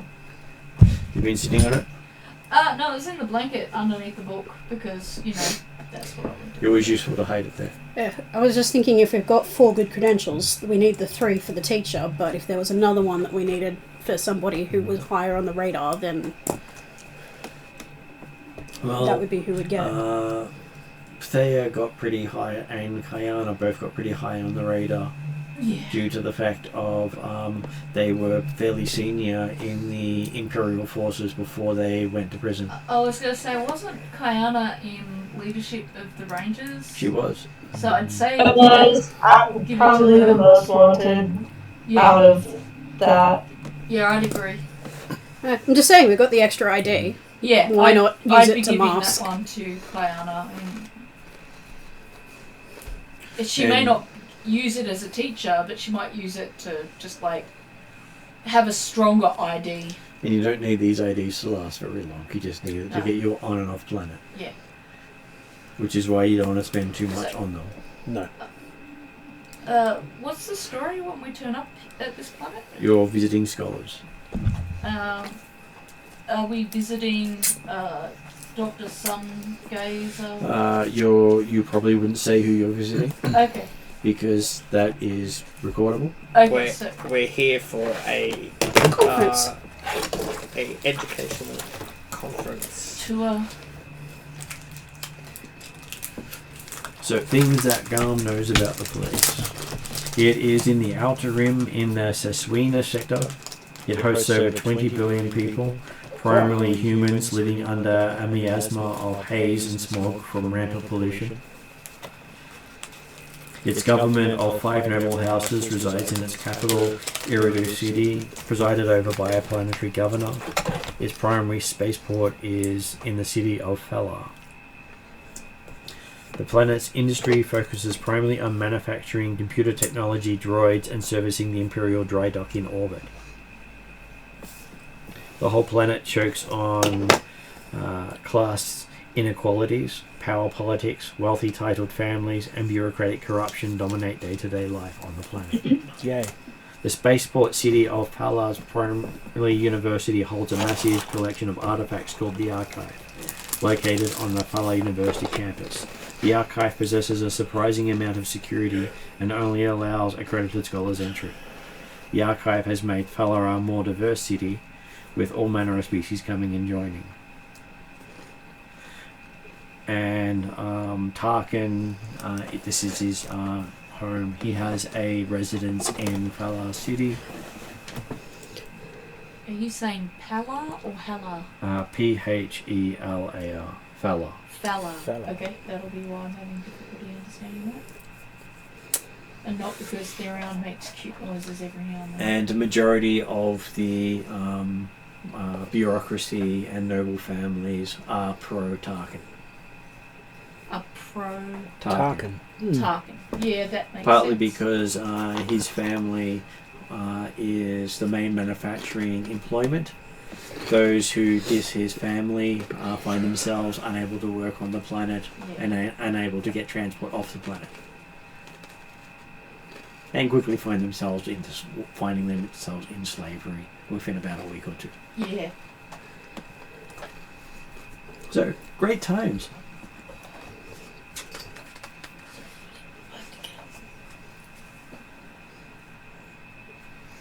Okay, so I have got Brum Brum, Garm, and Khalid on the Pegasus. Mm-hmm. With Khalid being your in-flight engineer. Mm-hmm. Was it an accident that all the boys ended up on one ship and all the girls ended up on another? And Kayana, Thea, and Min on the other one, with Min being the engineer in flight. That's And very funny. We did end up going boys and girls ship, and everybody knows girl ship's better. Haha. Clan ship is not getting a rainbow, not getting racing stripes and flames. No. But what about little flames to make it go a little faster? Okay. No, the faster is hidden. We want deceit and stealth in this one. So you see the Pegasus basically getting its own lane in the flight control system. He's been flagged for priority landing. The comms light up with all these people wanting to talk to Brum Brum. Mesa says, not now, preparing to land. Including the flight control tower wanting autographs before they give him flight clearance. That's a bit hard because he needs to land to do the autographs. Yes, but if they can get promises of it, it's different to basically those who say, no, not going to do that. Or, it's some later time and it never Yeah. happens. Mesa says, fine, you can have some autographs. Okay. And, and maybe Harlan some- gets the pre-made ones that Brum Brum has already signed. They're all auto-penned. So, He's already got them. So the auto-signing droid comes along and starts signing all these things in Brum Brum's name, but getting it wrong so he's not literally putting his signature everywhere. Yep. Okay, so yes, you do find that it only takes you about half an hour to get down to the planet. Which is not bad considering that's the quickest you can normally get to a planet. On the other hand, the other ship being a unknown ship with an unknown pilot, finds that they have hit bureaucracy wall as soon as they get there, and they start having to fill out online questionnaires and forms. Did you want to see if you can get your pit crew down as well?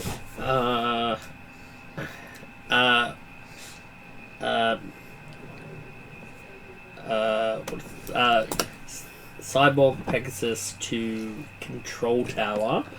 I said, oh, that's okay, we've got our people on their way to see you at the landing pad. They'll be there shortly. Don't go anywhere. Not going anywhere at the moment. I would like priority clearance for my pit crew and security team to land their vessel. It's the... Have we got a name for the clan ship? We do. It's the... blah, blah, blah, blah, blah. I can't remember. Just jumping to Ariadne's page to look at it. It's the Black Talon. The Black Talon. The Black Talon. Okay. And it is far heavier outfitted than yours, so it's the gunship compared to your light fighter. Is that the one with the 4 I'll have to look at ion it. cannons? And Well, it's got the 4 quad laser cannon, the triple iron cannon, and a heavy repeating retractable blaster for when you're on planet. nice. So do I have to do like a coercion check? Or Okay, so I'm going to make that a Or negotiations check. Or negotiation? You're not lying about the ship, you're just, and they are technically given the credentials to do what you're saying they're doing. Alright, I have 3 green. Yep, and okay. I'm looming next to him. Unfortunately, your looming doesn't work over the screen. Can I assist? How would you like to assist? Why? Giving him suggestions. You can literally give him your skill. Can I? Yes. Oh. Because assisting, if you've got something better than the other person, you can either give them your skill or your attribute. As he has no skill in it, you'd have to give him your skill. Okay, I'll do so. Which means you replace 2 of his green dice with 3 yellow. Because, hey, whispering in his ear does help. Sure. And at that point, I will say it is a fairly easy check for you to convince them to do so. Well, technically that's an average check. 2 purple. Lots of stars. Lots. Stars always help. Lots. Okay, so those 2 cancel out. Okay, so Gum and Brum Brum get a strain for the effort of trying to coordinate. As you manage to successfully get them bumped up to the queue, so they're only half an hour away instead of 5 hours. Sounds accurate that talking with bureaucrats and bureaucratic nightmares is a strain. What's the roll? So that would be 4 success and a threat. 4 net successes and a threat. Okay, cool. And yes, so the Black Talon gets priority clearance to come down in half an hour. Thank you. It's getting me some because I've run out of painkillers I'm about to take before it's checked.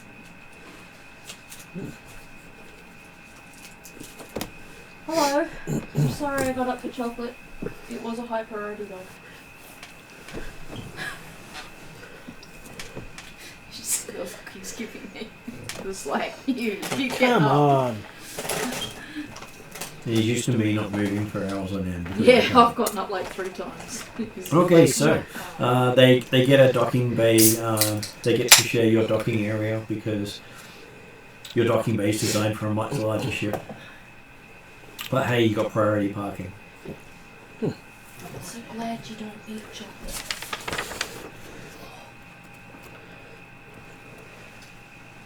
As you step off the ship, you see a bustling, urbanized planet covered in industrial sprawl.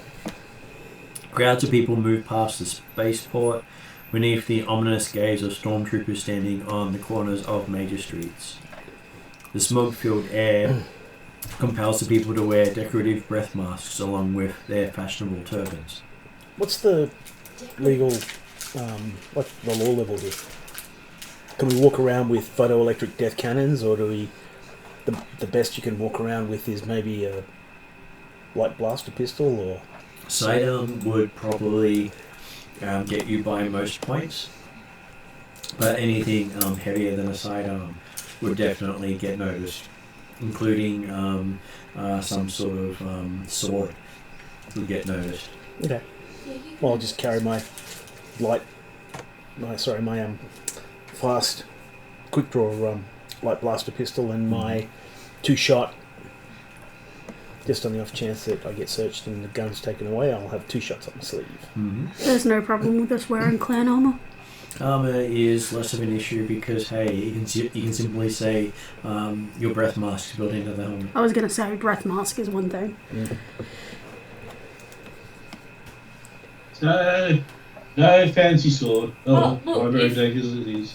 If we were Imperials or wanting to ingratiate ourselves with Imperials, you're wearing Mandalorian armor, and you're like, yep, killed a Mandalorian to do it.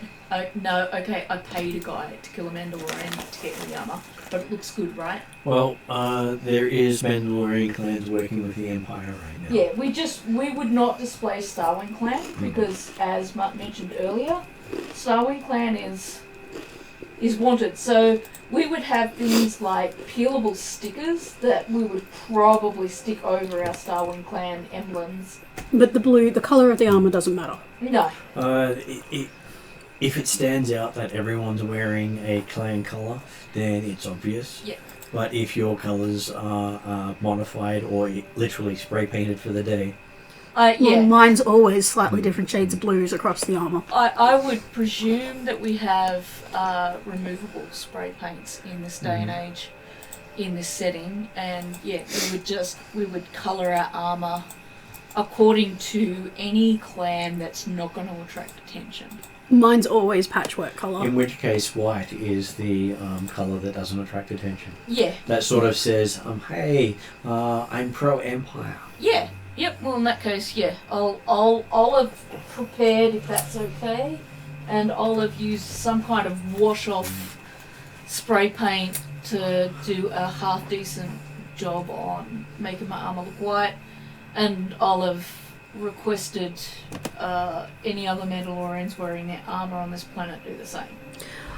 Mine's deliberately designed to look like rusty and sort of beaten, and when actually it's very well made and very... Even then, it can stand out. Oh yeah, no, I don't mind colouring it, but like I always deliberately make it look at a lower quality than it is. If that makes sense. Okay. Most of us do. What about your standard gunmetal? Gunmetal grey. Gunmetal grey will still stand out, and you may I'm get a just lot of going white. questions. Whereas when I said white, that's literally the least noticeable colour you can be wearing. That's a prototype Mandalorian. It's also prototype. That's fine. Martin said that I'm still Mandalorian Clan leader, and I've told you. Here's some spray paint I've got. Spray paint it white. We're whitewashing the armour. Yep, that's it. It's like even the pieces of armour, like it looks... My armour always looks mismatched. Martin. So I've taken 2 Oxycontin at 8:30, and I've taken 1 other Oxycontin now. I'm going to check as I can. But just so you know, I've taken the extra. Okay. So yeah, when I said I work under your father, Khalid, you might raise an eyebrow because my armour does not look great. Yeah. But the thing is that under all of that, it actually is well designed, meshes well. Like the inside, the mechanics of it it's just a facade. It'd be the same for most of us. Technically, it is similar for most of you. I did spend money though on an extra helmet. I've got one that I wear on the starbase and then on our little Mandalorian starbase, and then I've got the one I wear everywhere else. Yep. Okay, so you're on planet. There is a message waiting for Garm in his old mailbox. Mm-hmm. What is your false name for this trip?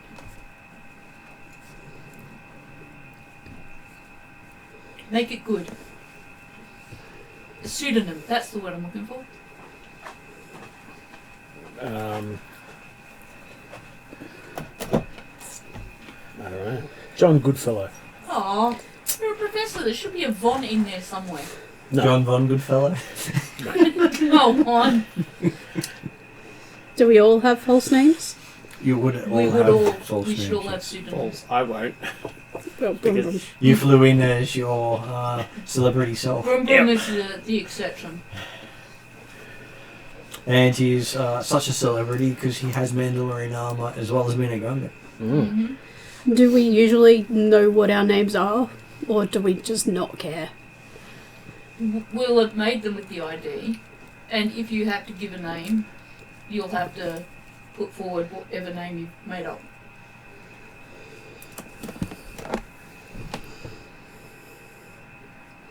So yeah, not uncommon that we'll just make it up as soon as it's relevant, kind of thing. Yeah. Yeah. Cool. We won't spend like tons of time figuring it out. Okay. So the note says that you can find him in Office 182 on the 35th floor of the archive.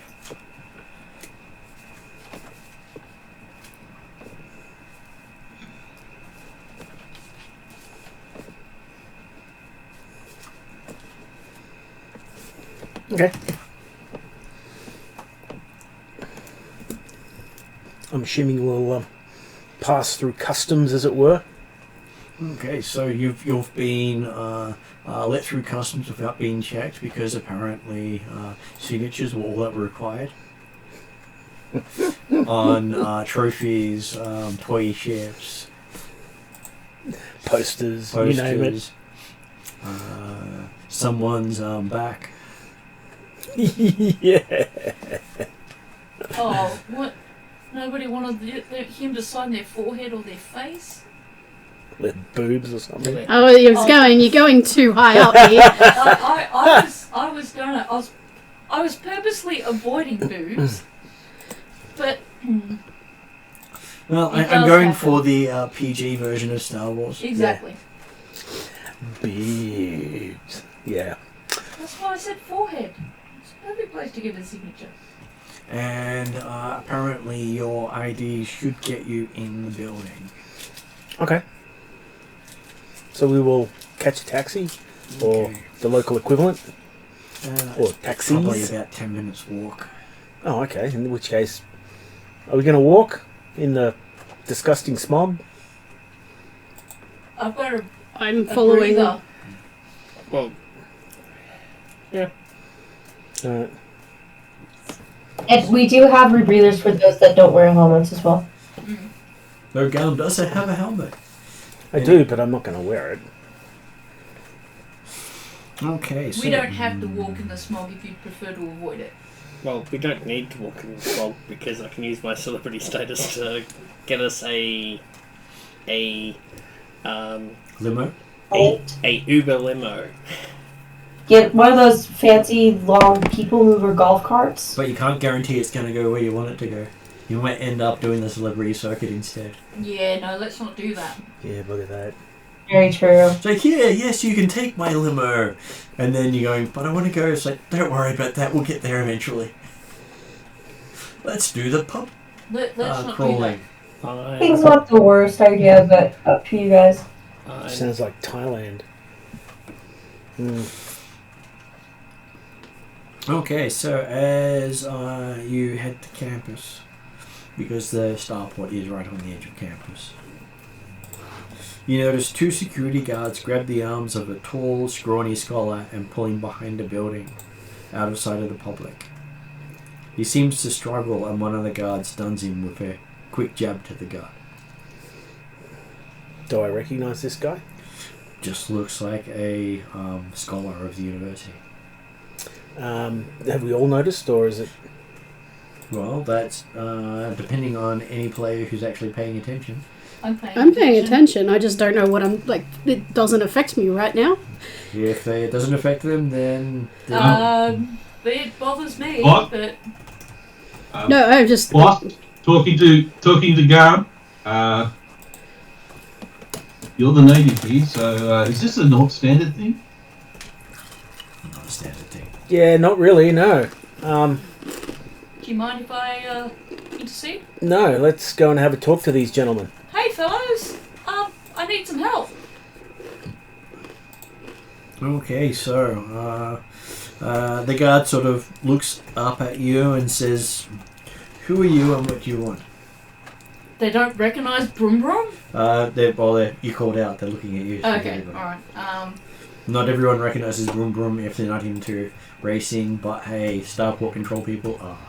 My character says, I'm wondering why you've put your hands on one of my friends.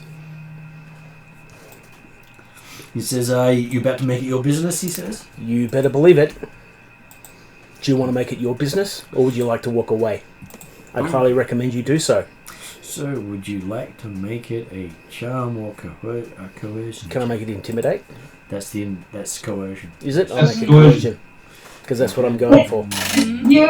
Use Ross's looming. Yeah. No, my loom doesn't work on coercion. It's the one thing it doesn't work on, which is funny. What use is that? Oh, come on, man. No, You're big and scary. So you're going to be using your intimidation talent? I'll do what I can, yeah. Have I got a talent for intimidation? You let the spend difficulty be by 2, or was it? You can take So a you strain. take 2 strain. Sorry, I'm just trying to get words in there Yeah. because I'm actually looking at his character sheet. Yep. So he can literally take 1 strain to upgrade his check for free. Yep. I'm happy to do that. We also haven't used Because any destiny points. He has he doesn't have to spend a destiny point to do it, and he can do it with as long as he's got a maneuver before he acts. Then. So I guess the maneuver is I put my hand a little bit closer to my if you wish to throw Blast pistol? 100. No, I'm not going to bribe these people. Well, With- 50 credits you can pass in to give yourself an upgrade. Oh, it gives yourself an upgrade, not With bad cop?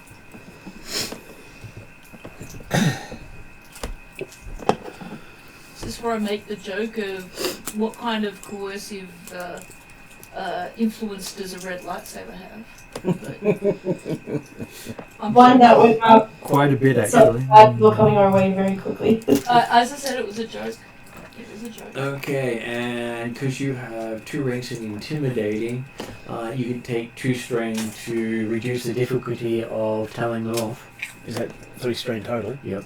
Bloody hell. Yeah, okay. As long as we don't get any more combat. So that will be You've up to got 4 strain you've about taken so 16 far. strain, Yeah. don't you? Character's like. Or 12? Do you have 12 strain? What? if assisting is allowed, Kiana does have a skill to allow Well, others with coercion checks. this is 4 of his 17. Oh, yeah. So strain is your biggest thing, but Yeah, you can you also spend a destiny point to recover 6 of it at a time I'm good. Oh. because he has that special ability. Well- So he can keep spending it and getting it back. Yeah. Well, he's only lost 4.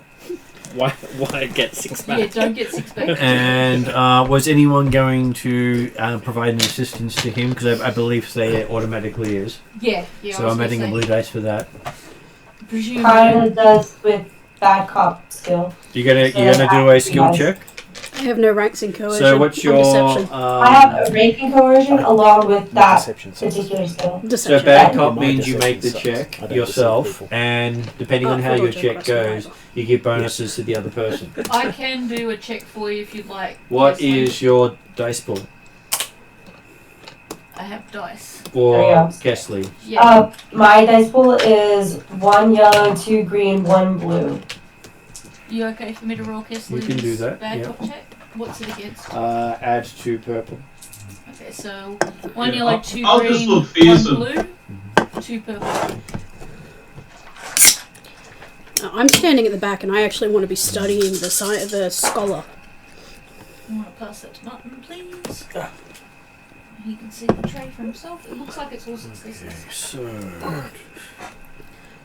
Is it all successes? I only glanced at it. there were some other things you rolled up. So you There ended were up, some other things that you rolled up. you ended up with 2 Fails. successes and an advantage. You're just going to look up good cop. Bad cop, because technically Thea can do good cop as well. Yeah. Instead of giving a blue dice, she can do other things. Yeah, well, I Yeah. was going to say, I think I can do something, but I don't know what it is I can do. Okay, you didn't get 2 advantages. Sorry. Okay, so it was the advantages you wanted. You succeeded in intimidating the person. And what is Ariadne? So give those dice back to Ariadne. And my good cop, is that under...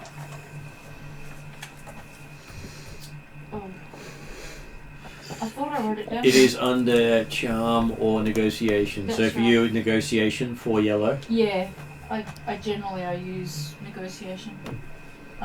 With my lightsaber, no, I'm kidding. And if she gets 4 advantages, she can upgrade your check twice. Yeah, let's go charm. Shit.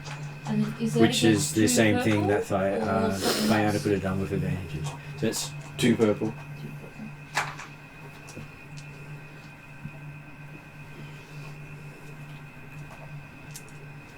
I'm gonna do the 2 purple first, Martin, because 6 dice is a bit much. I got a threat and a blank. So you should succeed with at least 1 success, but now you want as many advantages as you can get. There's a fair few advantages and there's a triumph, but I'll pass it over to you. Thanks.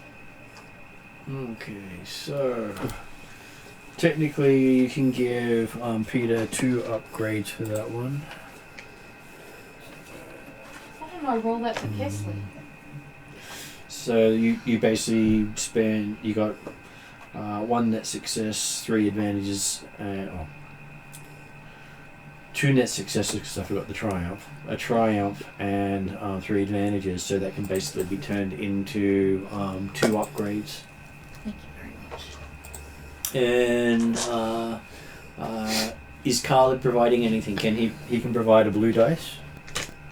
I can assist with that, but I'm just looking fearsome in the background, so if they initiate combat, that's when they start making fear checks. Yep.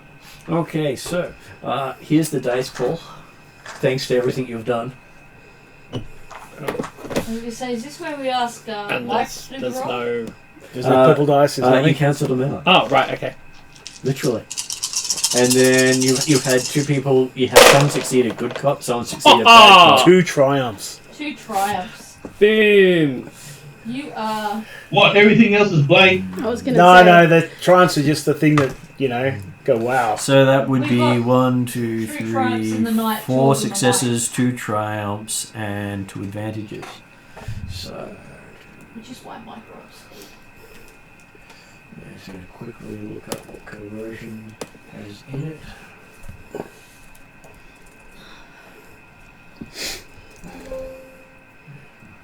As hard as it is for a white Mandalorian to sort of disappear in the background. In amongst a bunch of stormtroopers? Yeah. Like, she's sort of towards the back and trying to watch the scholar to see what she can pick up on the scholar. Okay, would you like to have the 2 people you're bending to your will become minions in your service? Oh god, yes. Yes. Own them. Sure, why Melt not? their brains. Okay, so they go, yes, master. We'll do anything for you, master. That's really weird. Basically, with a triumph, you can subjugate the target and add them to the storyline. That's...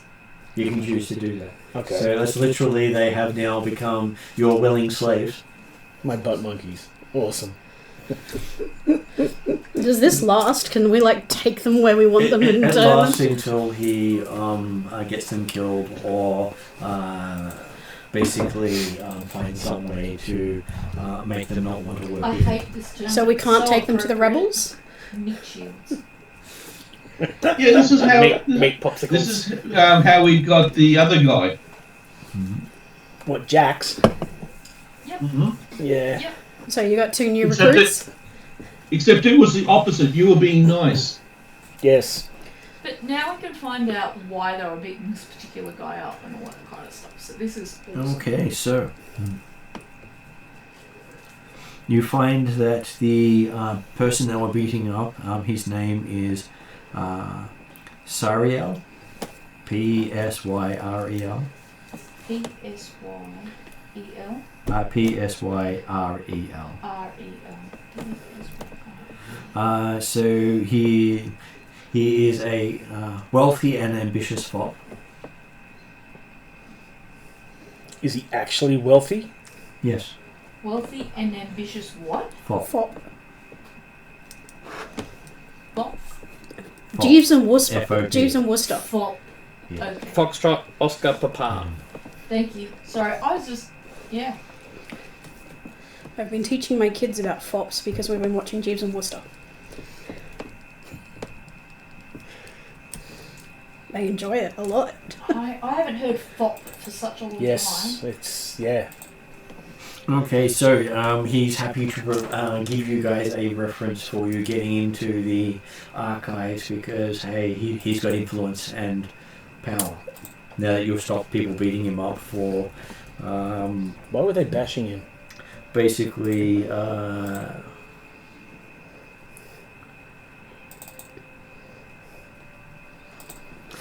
they say that they were beating him up because he had threatened and hurt the wrong people. Stop threatening and hurting the wrong people. He used his power and position to avoid prosecution. Ah. Prosecution? So they were delivering justice unofficially. What crime? Ah. Hopefully we haven't saved someone who's bad. Yes. That's what I'm hoping. Well, he If I had Seiko with me, he Mind would be you, we robbed are on promptly. Imperial lands. He could have been actually been really kind, and that's a crime here. no, he said he committed no crimes because nothing was ever recorded. And off the record? And off the record, apparently he had. I was going to say, do you need a minute to make something up, or is it in the book? I was just seeing what they actually had written down for him.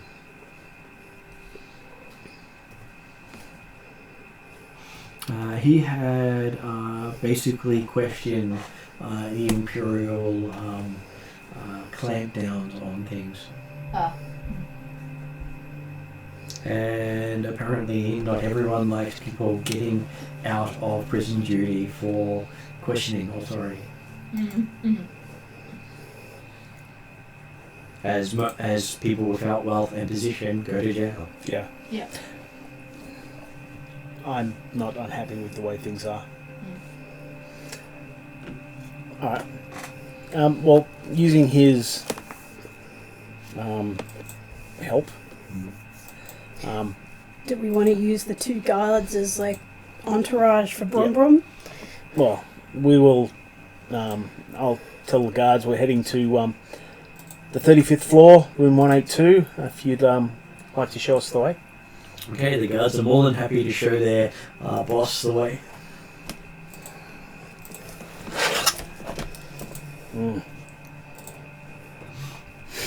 And they lead you to the relatively new, ugly and towering skyscraper dominating the campus. So the other dozen or so buildings, while tall and imposing, sport design flourishes from the time of the Republic. Student housing surrounds those buildings, and a large security wall with over a dozen open gateways encompasses the university. Atmosphere scrubbers dot the campus, leading to an odd near subsonic hum. Various street lamps remain lit even during the day due to the smog, issuing a misty brownish yellow glow. Reaching the checkpoints, your guards are sort of high-fiving those on duty and talking about how they were beating up some guy earlier and then someone better came along. To beat up. And apparently you're introduced to the guards as the boss. I greet them, and using my presence will be friendly and... I'm going to give you a cool check. Okay. Do you want Mark to roll that one, or I don't triumph mind. at Mike? Well, Mike's been kicking ass and taking names so far, so... Yep. Is that easier, Martin, with my tray and dice, or yours? Well, I've got the dice You're all all sorted good? out. Okay, that's fine. I'm good. It's convenient for you.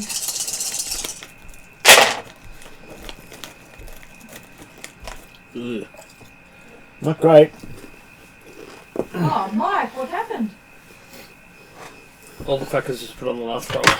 Okay, so the dice result was that, Yeah. which means failure. Oh, wow. So I'm not cool.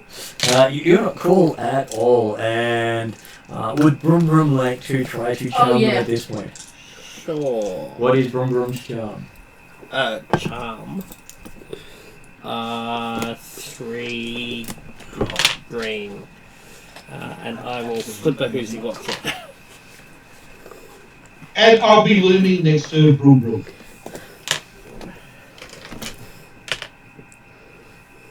I was going to Can say, you pass that down? what was your charm again, Mike? 3 green. Okay. I've got more charm than Mike does. Well, Mike's a celebrity. What's your charm?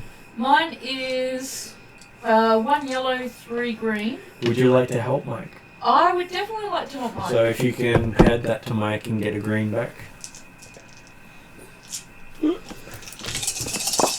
Because you had no skill in it, so you can have the skill.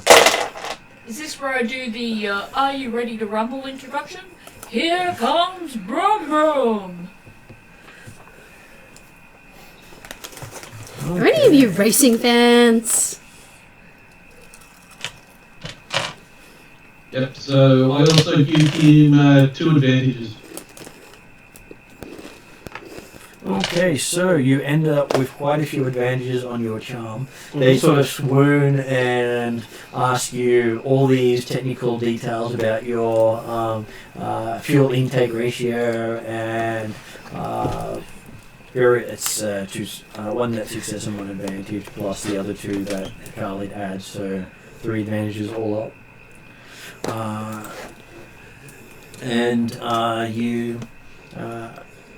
So you Basically- didn't fail so much as you got out-charmed by the celebrity racing driver. Oh, so then Absolutely. they seem to be asking him all about the intricacies of fuel ratios, power outputs, Fanboys. positioning of thrusters, and all that sort of stuff. Misa says trade secrets.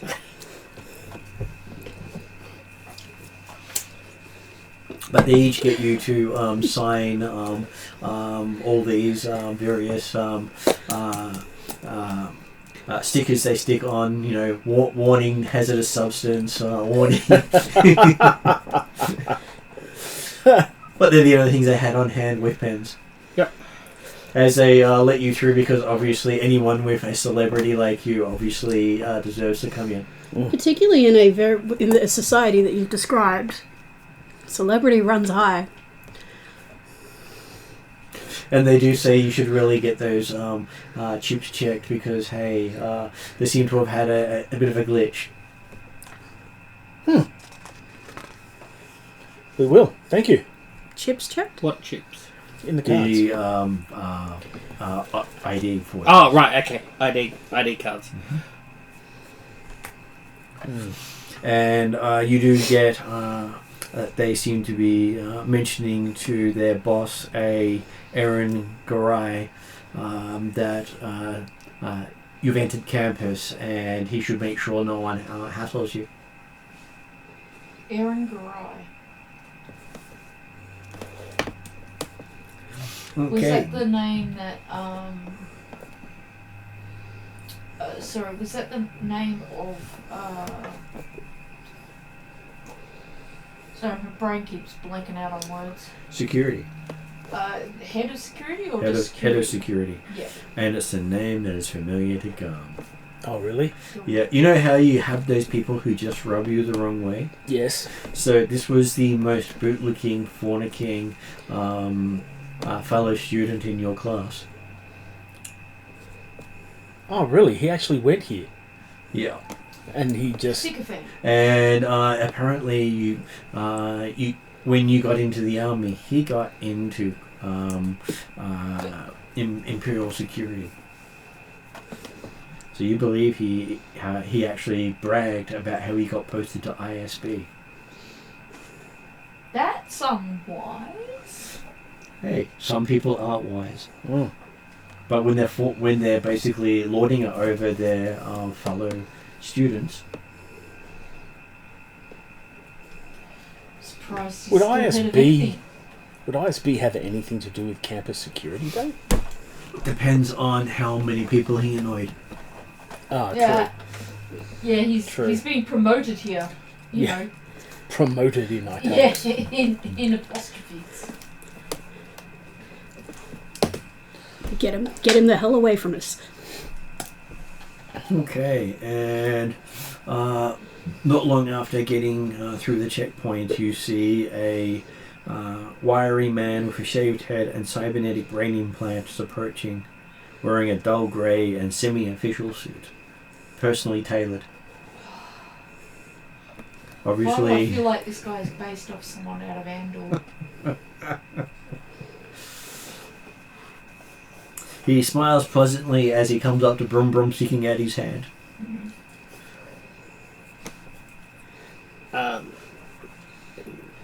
Misa welcomes you. Yes. Welcome to Pala and our university here. I am Proctor Aaron Garai. Before we let you delve into our research material, the university would like to give you a quick orientation tutorial.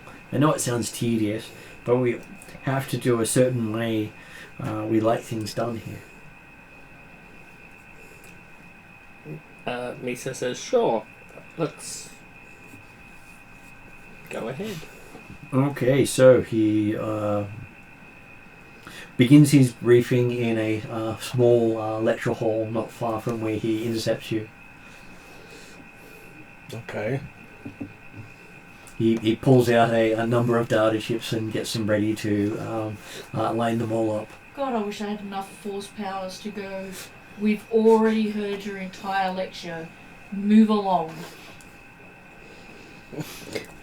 And Min's searching for a straw and some paper.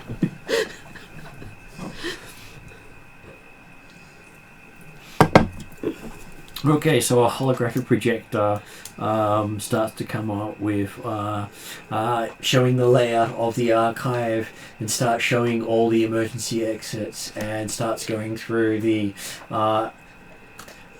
in much remembered tedious detail. I'm a very studious person. I take lots of notes. I hang on to his every word.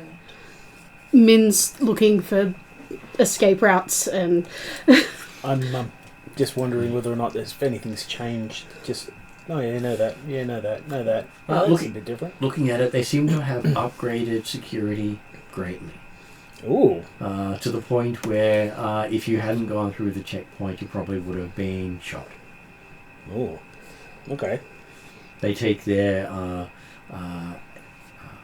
break and entering seriously, as they like to break whatever enters. Yes.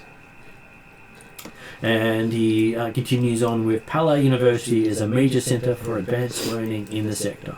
and our archive is crucial to that effort. For that reason, we take great point to maintain proper procedure for research efforts. Some of our artifacts are tens of thousands of years old. This knowledge must be protected, preserved, and understood. And he tends to go on for about 2 hours of in-depth policies and procedures. I take So it's the studious Wenda. notes. I'm fairly sure we're going to be trying to steal this artifact. So It's the Wendarian King. Yeah. Well, he's not extending anything. He's literally going through and saying, you do this to do this, you do this to that. He gives you the form numbers for everything you might want to do. Yep. With links to them so people can access them off the network. do I need to do a roll to Offering to any company. figure out what kind of questions that I might be able to ask that might give me extra insight for if I have to later steal an artifact, that might give me the best advantages to do that? Or is that something that you role play even though I can't actually think of the questions very well myself? Okay, so... Well, he can do it with as he's interacting with each person, because he's literally at the end of the 2-hour session. He asks each person about the specialties on their identities. Yep.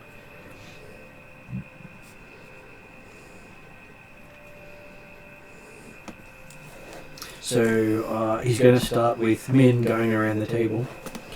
Okay. She. I will have written you a note saying ask every question you can about security for the computing hacking side of things, but not in those words. Okay, so you either get to make a charm or deception check versus one of his skills, I mean. or an opposed knowledge, education, or xenology check. You can choose to run away if you really want to run away. No, the question is do I do deception and go with 3 yellow, 2 green, or like the only rank I have in knowledge skills is underworld? Well, I guess. Well, the what's rest of your them are all character likely 6. to do? What's your She's not character's really natural been. inclination? I think she'd fall back on her mechanics. So at this stage, you're then going to have to throw a charm or deception to get yourself through it, because he's only asking about people's education or xenology. Deception. Okay. So what is your deception? 3 green, 3 yellow, 2 green. Sorry, I didn't understand that at first. I apologise. 3 yellow, 2 green. Yep.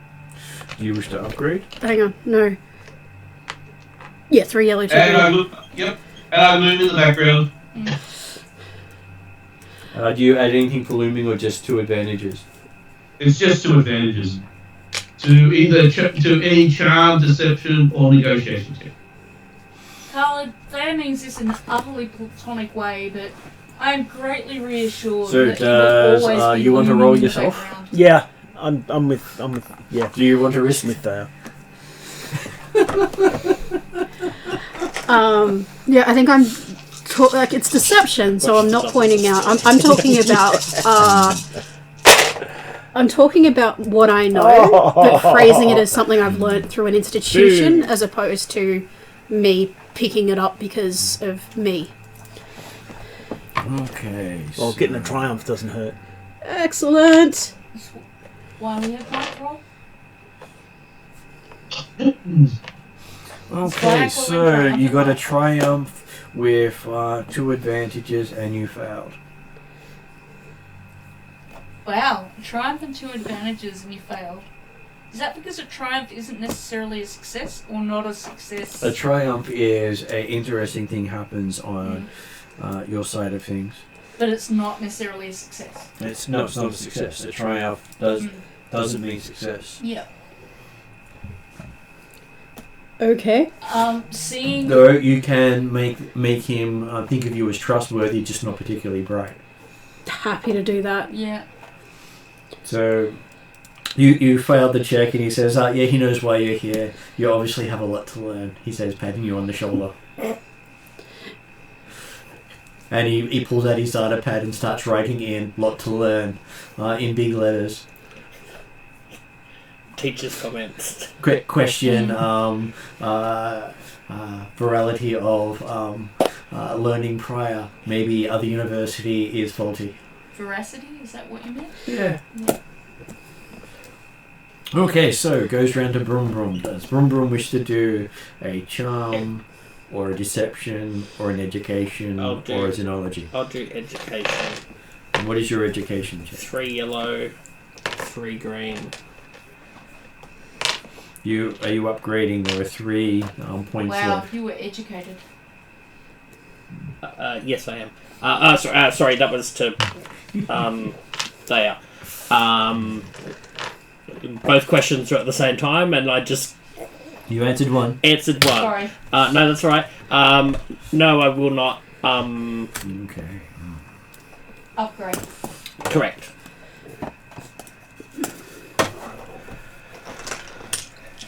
Because yeah, all my others are just greens. And You know, Mike, I pick up when people say, like, they say man all the time or something like that. Yeah. I've now started saying correct. Well, Should I get you back to saying toasty? well, I've picked up Please Hold from Yeah. Eleanor, who I used to work with. So like even like face-to-face conversations with my Yeah. dad, I'm just like, please hold. And he's like, what? I've really got to pick that one up because I really need the please hold. Well, my brain processes, it takes me Okay, so he just shake your hand and says, "Great meeting you. Could you sign here?" Sure, I can give you a autograph. What do we get? You ended up with 1 net success and 4 advantages. So yes, he basically gets you to sign something saying that you're an honorary scholar but an idiot. Does any of those advantages, are any of them pass onable to the next person, or is that You not can all- pass on 2 blue dice to the next person. Sure, I'll give 2 blue to the next person. Congratulations, Gum. You get 2 blue dice. Yay! He doesn't recognise Garm. I'm very He hasn't seen Gum in a long time. Okay. and I'm easily forgotten. And you don't remember him having cyberware, so... Min's happily plotting ways of... Does it? Not that we need it, but plotting ways of stealing stuff from the archive based on all the information he's given him already. Does it look like it's good cyberware, or does it look like it's garbage? Got me to... Looking at we it, could get an assessment. it is quite good cyberware. So it is not the cheap stuff, that's for sure. Look, probably maybe about 100,000 worth of credits. Jesus. He didn't go to cash converters. But he hasn't gone for top of the line though. Mm. Top of the line would set him back maybe 10 million. So he went to Kmart, Fuck me. not Maya. He might have gone to JV Hi-Fi. God. No. Jesus Christ. There is an NPC in the Shadowrun who has the top of the line one. Which NPC is that? SoCal actually. Soka? Okay, so Yeah. You just spent, was it, nearly a year in Japan? so would you like to do a charm or deception? I'm better at charm or deception. I think I'm better at charm. Better at charm actually. So yeah, Far better at charm. I'll give charm a go. Because you could education or crap at them. Yeah, I've got no education. And again, I'm looming in the background. We don't need no education. Because I'm just a brick in the wall. Exactly. Well, considering how unremarkable you keep telling me you are. Yeah, I'm a brick like any other. Okay, so if you're doing a charm, did you wish to take a strain to increase your? Why not? Okay, because I should always ask that to make sure. It does give you. So now I'm sitting on database. 5 strain. 1 strain away from needing to spend a white Crazy box. dice to get my 6-pack. Mm-hmm.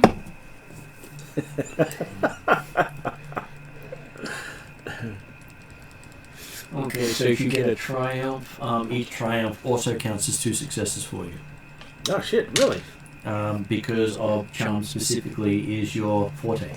Mm. Oh. Oh. Okay.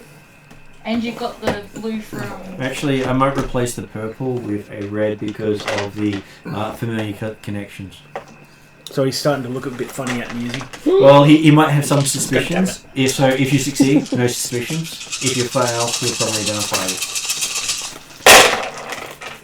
Or if there's a despair. No despairs, thank God. I need to give him 3 chances at it. Jesus Christ. It was hard to hold. That's why I sometimes break up my rolls.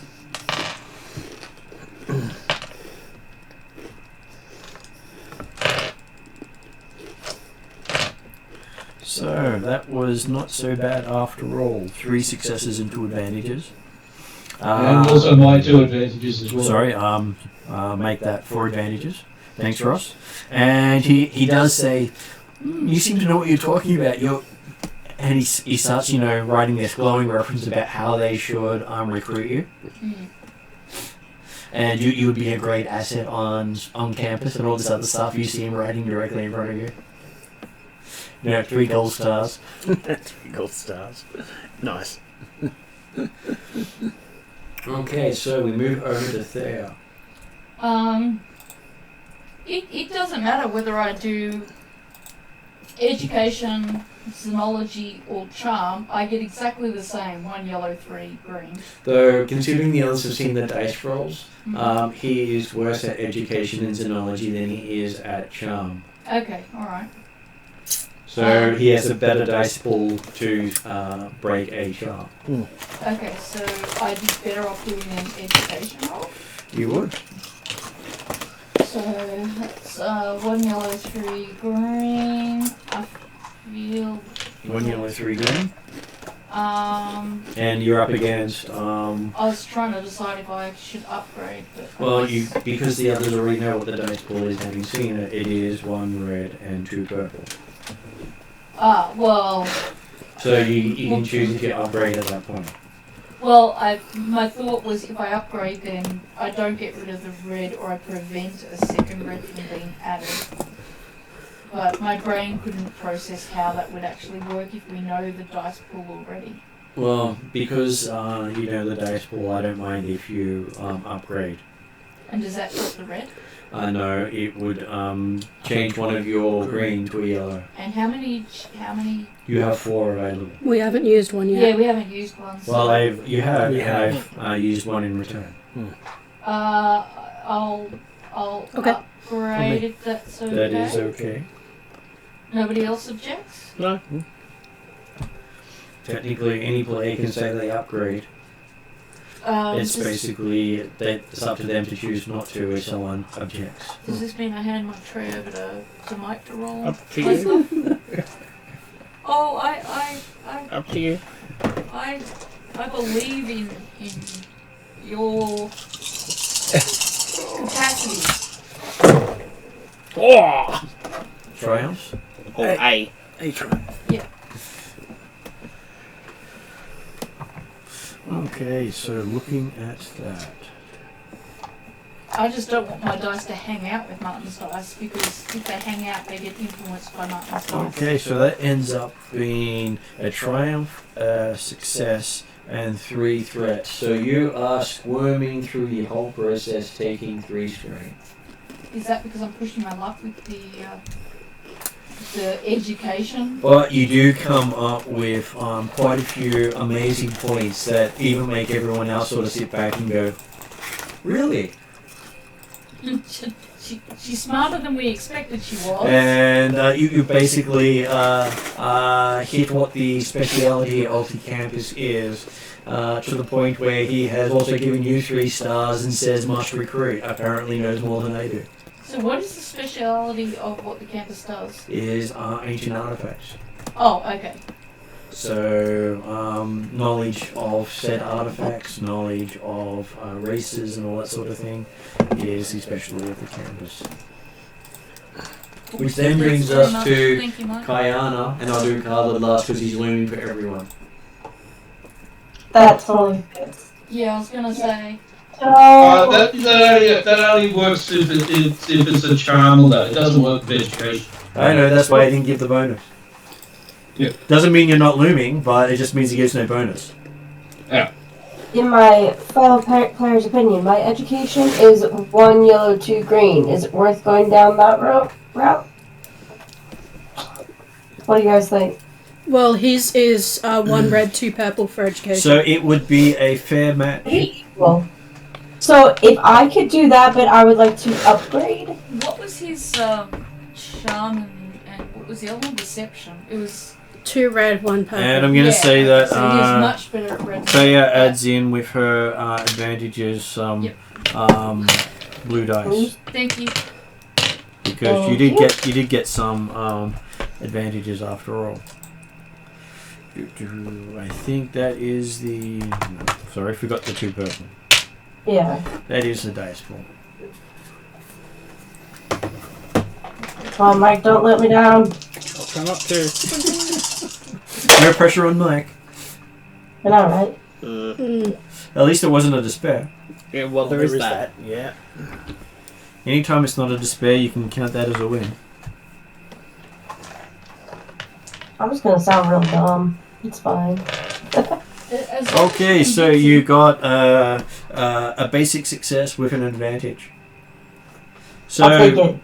You managed to fake your way through and make him go, are you sure you're a scholar? You just pat him on the shoulder and says, I'm sure you should, talk more to, pointing to Brum Brum and to Thea about how they seem to know exactly what they're talking about, but you're just on the edge of it. Mm. Yeah, it's more about common knowledge. I come from the School of Hard Knocks in Knoxville, Tennessee. Just kidding. He does talk about how he knew this idiot who sort of was like that back in his day. Yeah, I know who he's talking about. Yeah, that did the bare minimum and didn't quite put the effort in, he said. Out of character, sounds like Garm. Sounds about right. You all suck. I was gonna say, I'm not sure that. I feel like Garm puts the effort in. I feel like Garm is how I view Martin in real life. Martin knew that at university, if you put in just enough effort to pass, that was all you needed, and you used the rest of your time to roleplay, which was far more fun, rather than dumb Ariadna, who spent far too much time trying to get HDs and shit like that, and didn't spend enough time roleplaying. I know exactly the type of student you would be, and I have had many of them in my classroom. Well, I was the pass credit average. Yeah, you would be the one that frustrates me more, because I'd be like, you have the potential, just do it! And I'd be asking for extra homework. And in the workplace, I always got things on time and done and working. Whereas the HD students I went to the same place with were so much about perfection, they never met a deadline. Yeah. I have to say this at least, even despite my perfectionism, I hit every deadline. I was going to say, I never missed a deadline. Sacrificing good for perfect. Not a good way to go. I just stressed myself to all hell before I hit that deadline. Perfect. You can was only the work deadline. so many days, so many hours in a work week for work. And if you're trying to hit that special thing and you can't do excess time, it generally fails. That was me until my second year in university, where I had my mental breakdown, so learned that C's make degrees after that, so that was fun. I wish I'd learnt that before I finished my degree. See, Yeah. I'm the teacher who got in trouble because I would get to school 7:30, 8 o'clock and leave 6:30, 7 o'clock at night. So Ross, which one are you going to do for your I only character? get paid from 8:30 to 4:55. Okay, 4:51. I am going to use my talk the talk and use xenology. Do you walk the walk while you're talking the talk? No, I don't have walk the walk. I've got talk the talk. So you spend a destiny point? I spend a destiny point. Okay, So you can we've only rap, got but one you can't left, by the dance. way, guys. Yeah, no more. Yeah, well, this changes it from 1 yellow, 4 blue to 3 yellow, 2 green, 1 blue. I'm just saying, And this, no more after Yeah, this, because And this one's more of the 2 robbery type things. Okay, so The can you the- pass the that down for archaeology the of magic that. touch? We have one upgrade left, guys. You've got the power.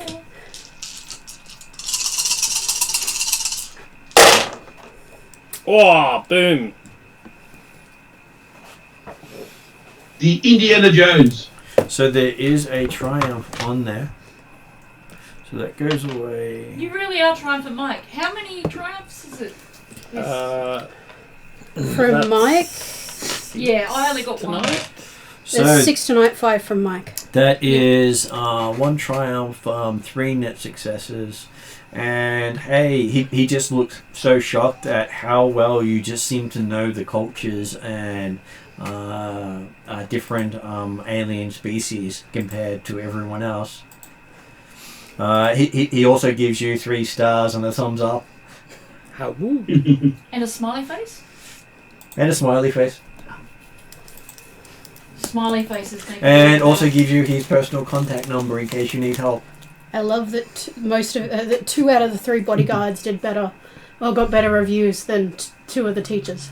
Yeah, But hey, life experience, it meant he verified that everyone was scholar worthy. school life. And he says, if there's anything the rest of you need, please contact me. I want your stay to be both pleasant and illuminating. Good luck on your research, he says. Is this where I get to ask if I can think? I can't think of the appropriate questions. Well, but you see that he's given you a very thorough layout of okay. security plus sensors, warnings, all the different types of alarms that go off. There's about 20 different types of warning alarms representing hazardous material, atmospheric breakdown, terrorist threat, irate scholar. Alright, scholar. Yeah, no, they're Armed probably intruder. top of the. Full lockdowns. Been there. Yeah. Any And the machine that goes ping.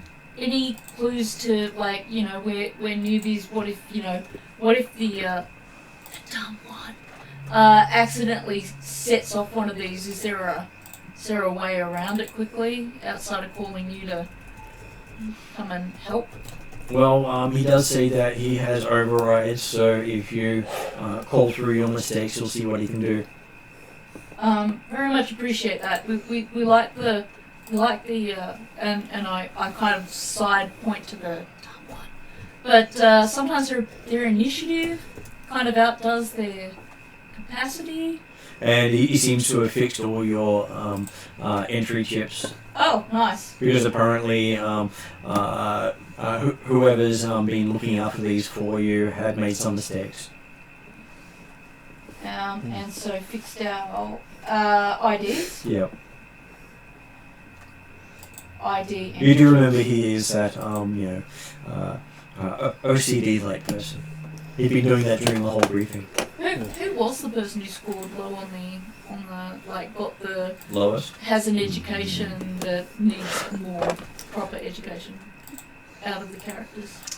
Which one was that? Was that Min? Kayana. Or Kayana? Kayana was fake it through. Are you sure you're a scholar? I think someone had got a tri. Was you got the triumph? I got the fire. trustworthy but not Whoever bright. it was, hopefully they understand if it was Min or if it was Kayana that if they overhear me whispering the dumb one that I'm obviously strategically making that. I don't actually believe that. Oh, Min's not paying any attention at this point. She's running through security layouts. She's running through exit ways, running through possibilities of ways we can So, do stuff. if and you hadn't have gone through steal and gotten stuff. the approval of the ISP agent and his authorization, you would have to have then relied on your computer hackers to break into the system and give you authorization.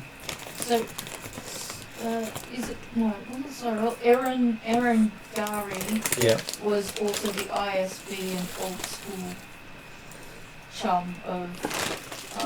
No, not chum. Right. Chum. Petty rival? Old school Douchebag. I want to know if there's a way we could have hacked into his stuff and gotten his override codes.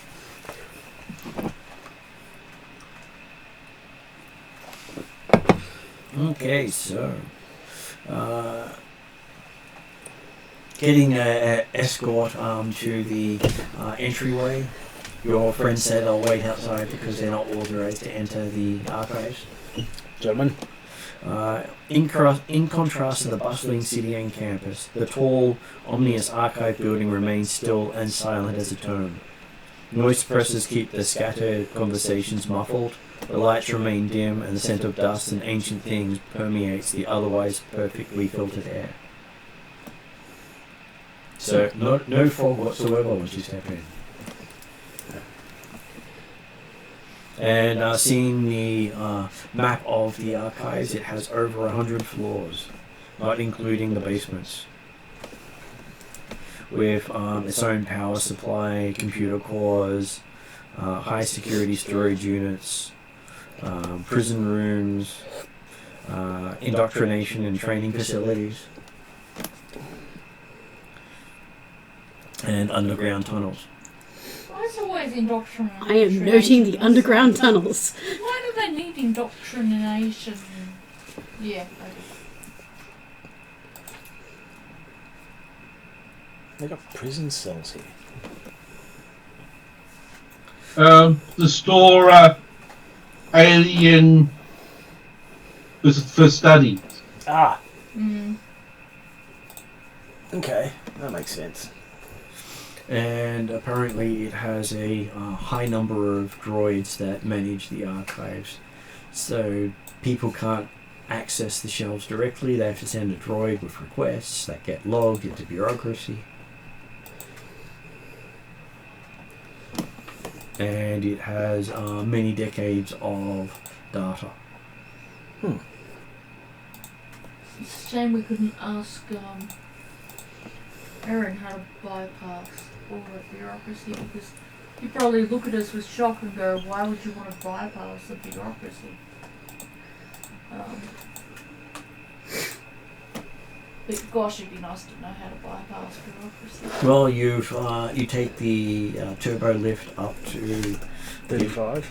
the level. Was it 39 or 35. 35? Okay. Yeah. Room 182.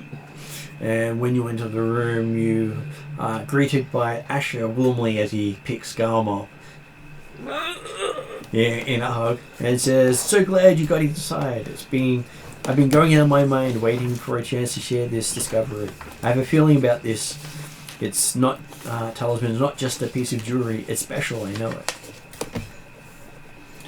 Well, I can't wait to look at this. As long as it has nothing to do with space wizards, I'll be happy. I have a feeling this is exactly a tool for space wizards. I think it's a teaching tool for space wizards. Well, I'm going to have to break it with a hammer. I'm really hoping it is, because I want one. No. It needs to be destroyed if that's the case. I won't be telling you what it is. Oh, it doesn't matter. So Space wizards, smash! Well, that's if Asher knows that it's a tool for space wizards, or to do with space wizards. He says, "So there are two problems with this talisman. Besides not knowing enough about what it is, I'm not sure where it came from either. The university receives dozens of cultural artifacts from across the galaxy every day. They get put into storage immediately for cataloguing. Unfortunately, a lot of the paperwork is incomplete and just missing. It did come with some starship wreckage, but who knows if it's from the same dig site." He smiles ruefully. "It's as frustrating as it is exciting." So it came with some starship wreckage. Is the starship wreckage part of the archive? It says the wreckage was inconclusive, just bits of old starship, he says. Dating about maybe a couple of thousand years old. Do they know what sector or what planet it was found on? That's the annoying part that's missing, he Okay, says. yeah. I haven't filled in that blank.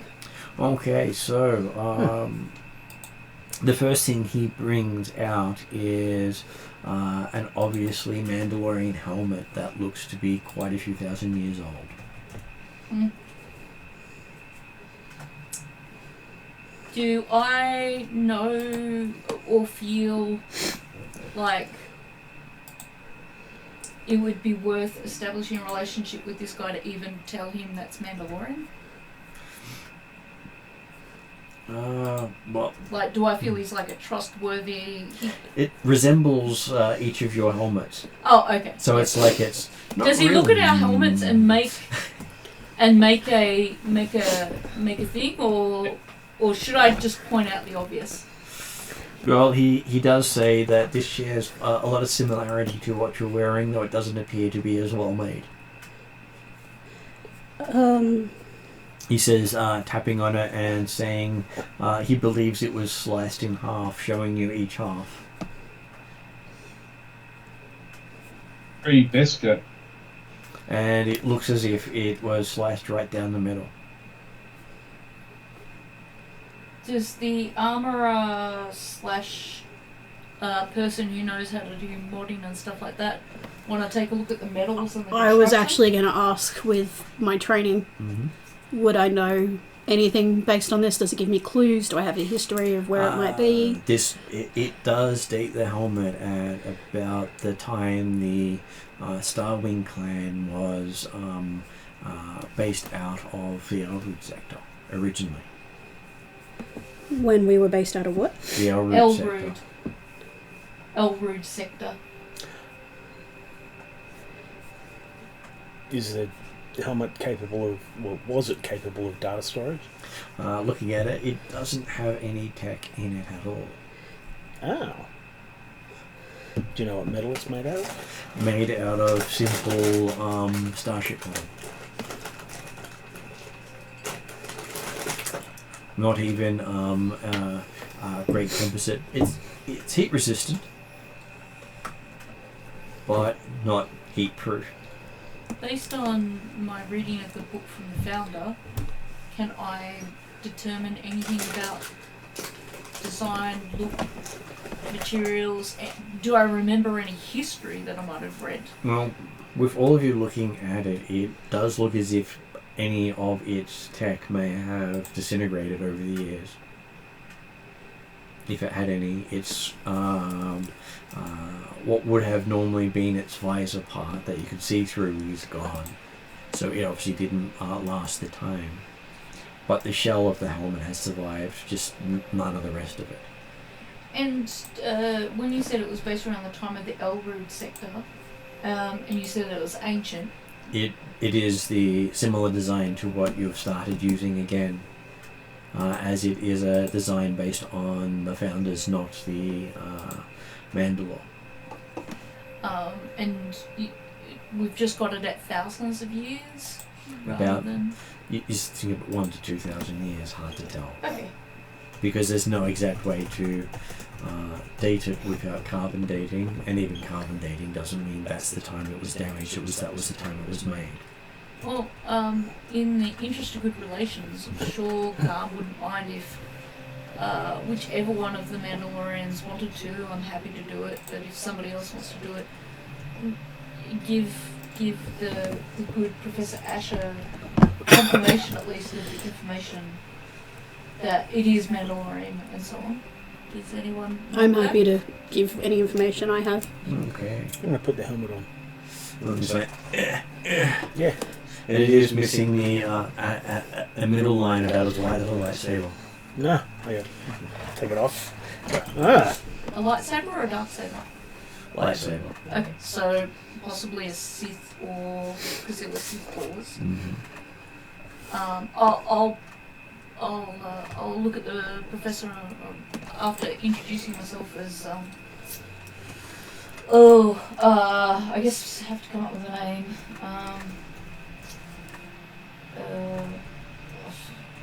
I'm not good at coming up with names on the spot. Can I come up with a name later for myself? You can come up with a name later for yourself. And would he I be have my name. Professor Sungazer or? Professor Sungazer will work. Professor, I put forward a theory that maybe this helmet was split by one of those laser swords. And I do know in ancient history the Mandalorians did clash with a religious sect called the Sith. Yes, he says they fought on many sides. they also fought with Jedi and other. Yes, they hunted Jedi. Actually. Well, yes and no. He says in the time of this helmet, it was more warring than hunting. They've only really been hunting them in the last 20 odd years, he says, since the Empire took power. Yes, yeah, that's true. Which is about 15 years ago, ish, he says. Feels like forever. Next thing he pulls out is an old transponder. It says you probably need a good mechanic to be able to hack into this old tech. A good mechanic, huh? Lucky we've got one. One? At least one. I was going to say, there's three of us. We've got at least one. There's one that's probably got more yellow dice than I think we're all equal on the mechanics checks. Okay, well, you so roll assist. who would like to do the check? The mechanics check. I've got 4 yellow, 2 green, 2 blue. Me too. You also have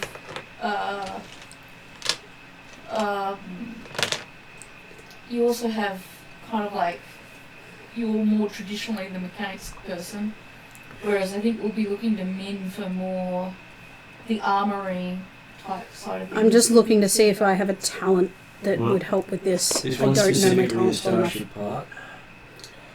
A starship part? Yeah. Okay, well So then, yeah, it would be that a... would fall more into you do starship bits. I'm happy to assist. Let's And add I feel it's just pity you can't use my eye of detail. Then we can add another one. I like it though. Can I use...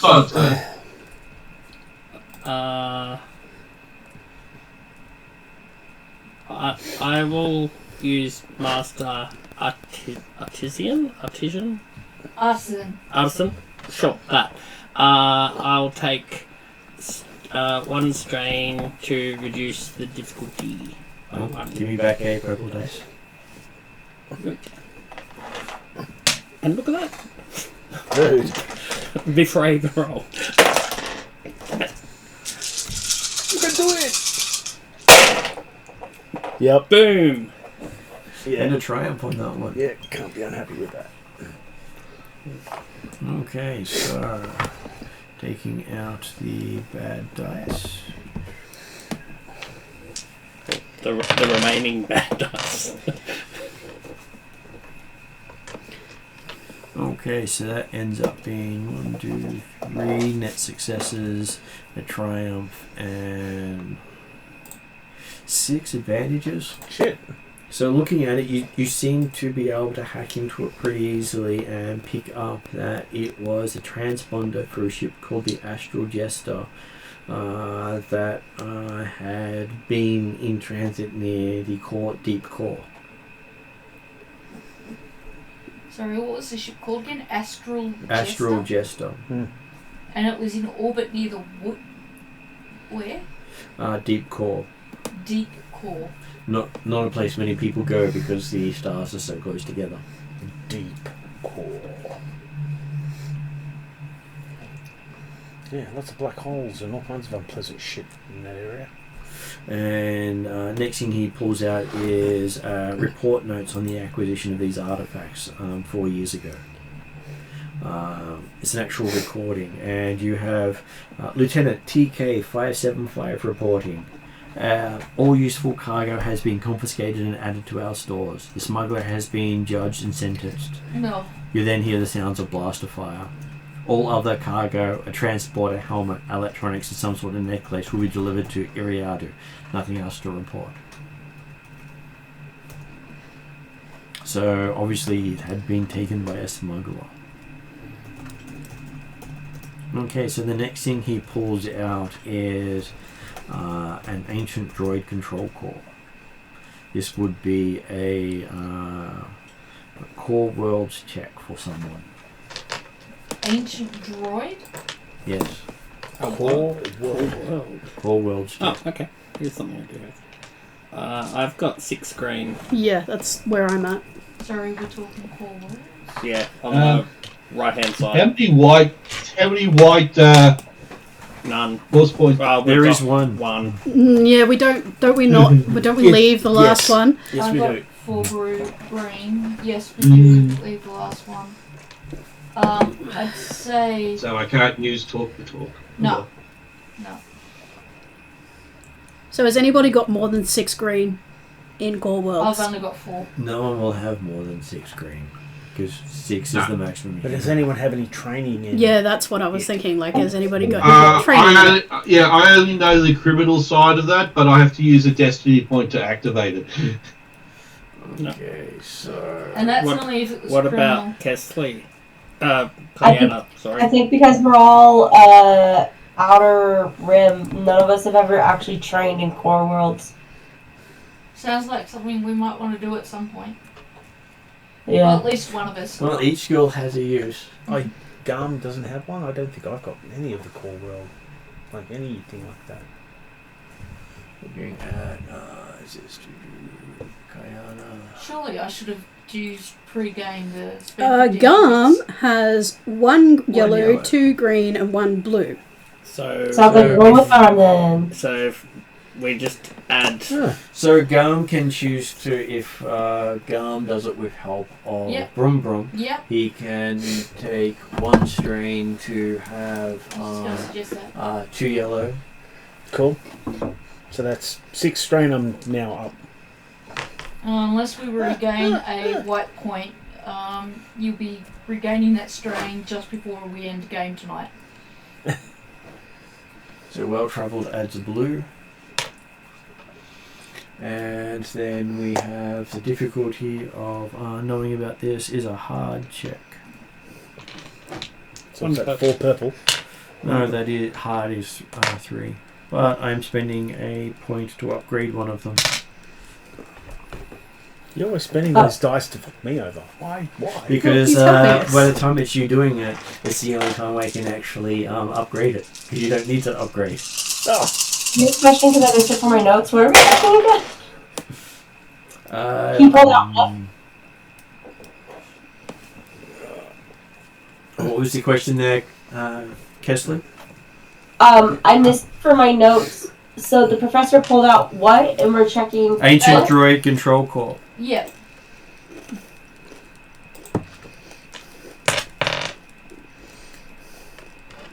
Okay, so you are quite successful at this. So 1, 2, 3, 4, 5 net successes and an advantage. shit. Okay, you can tell it is a partly functioning control core for a basilisk war droid. That's the one we're after. And basically, you do know that Mandalorians used to ride these things into battle. They were semi-sentient. I gave a really bad rundown of them because I couldn't quite remember. all And the stuff. these droids are so ancient, no one even knows how to get them running again.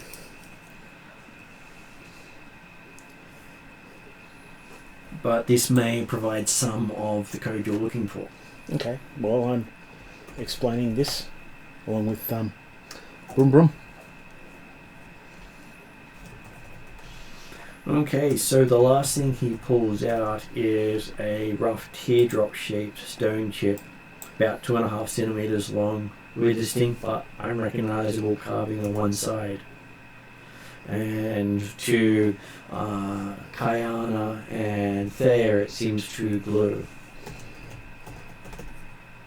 I immediately knew that was some evil space wizard shit. So teardrop stone. How do you know? Because You I, didn't say you would glow. as soon as he pulled it out, I was like, in my head, I was going, "That's evil space wizard shit." But realistically, is Garm got anything to base it on? It Other being than a gut space feeling. wizard? No, it's all gut feeling. You're right. Isn't that the force? I am the force, and the force is with me. I Probably. feel like Possibly. like Maybe. you could look at any random rock then or gem and just go, that's space wizard shit. Exactly. Okay. It's Exactly. gum, I he's do not paranoid. argue. I'm not arguing. So Thea and Kayana could either of them could make a knowledge lore check. You said either or both? Either or both. Can I make a check? Does it look like it's got anything to do with kyber crystals? Because I've seen those before. It does look like a kyber crystal. Well, there you go. Evil space wizard shit. Kyber crystals are also tradable things worth a lot of money. That Evil space wizard shit. tons of kyber crystals have nothing to do with space Not at all. wizards. That's not true at all. They're That all is true. evil space wizard crap.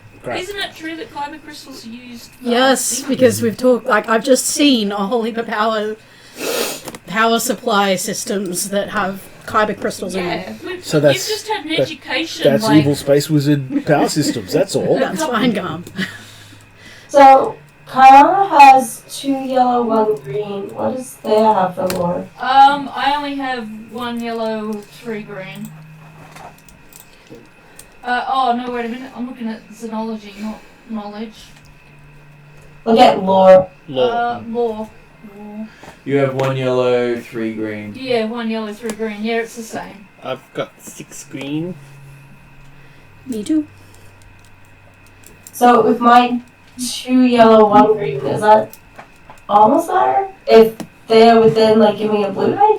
Well, Thea can give you an extra green dice if the two of you work together. Unfortunately, Let's the do other that. people won't pick up anything because it Yes, doesn't work for force. non-space wizards. Yeah, so you are But technically those that better. have vibes against it. I have 6 green in Sith. Martin, I'm eagerly watching what the 2 evil space wizards in the party are doing. And I'm wearing a helmet. Do There's you- no way That's you can okay. tell. I'm Does still that- watching. Does either of you wish to upgrade your check? I will. You'll upgrade it for them? No, I'll upgrade my check. Well, we get I'm to not do gonna our do it. all first. So would you like to upgrade your check? Up I to you. We have. I we can really do it. want to know about what this is. I would like to know. Yeah. Yeah, you'd like to know too? Then Okay. If no one else checks, I am okay with flipping. yeah, same. Okay, so pass that down. So for how are you the going to magic find roll. out if you don't look at it or touch it or They will be picking it up. Gum's looking at you going, You can look at me all you like. I'm wearing a helmet. it's Don't okay. get me wrong, You picked it up. I'm like, that's interesting. The evil space wizard picks up the evil space I've, rock. I've picked up all of the things that have come through so far. Picked up the helmet. I Yeah, picked up the that's convenient. transponder. So, Yeah, I always pick up the stuff. go? I was Yep, you're right to curious. go. It's Mandalorian history. Boom! Oh, nice! What did we get? There's a triumph in there. That's 7. I was 7. gonna say. Making A this triumph different, with ridiculous. 6, the maximum number of failures on the dice roll. Oh, really? Mhm. Yeah. Ah, That's Sorry. Whose t-shirt is ridiculous? Mike's. what? I thought, I guess I I was said mixing up Mike's. 2 different words. Yeah. So I told Mike that I need to make him a T-shirt for getting this many trials. I triumphant Mike. It's ridiculous how many That's 7. failures he got. Yeah.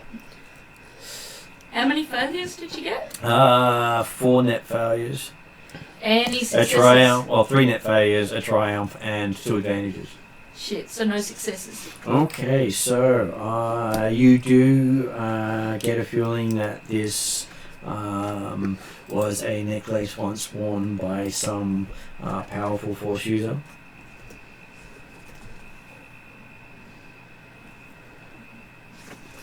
And would you like to activate your sense power?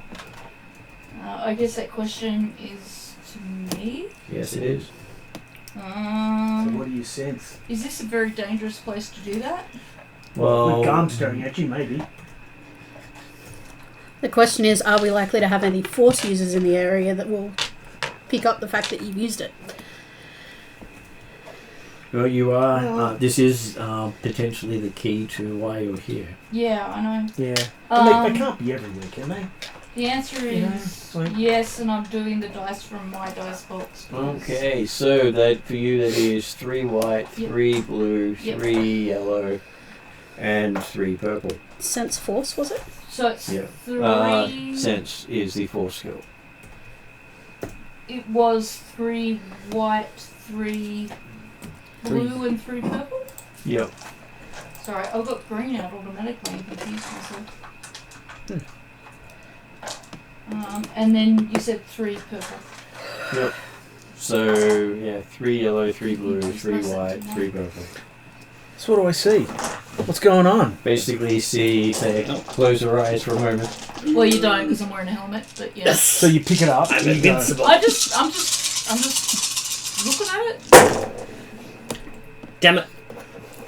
No triumphs, No. but successes. There's lots of stuff. Okay. I was Please more tell me there's more some concerned about Whether triumphs. another triumph. I'm more concerned about successes. I'm really anxious right now and I can't see those dice.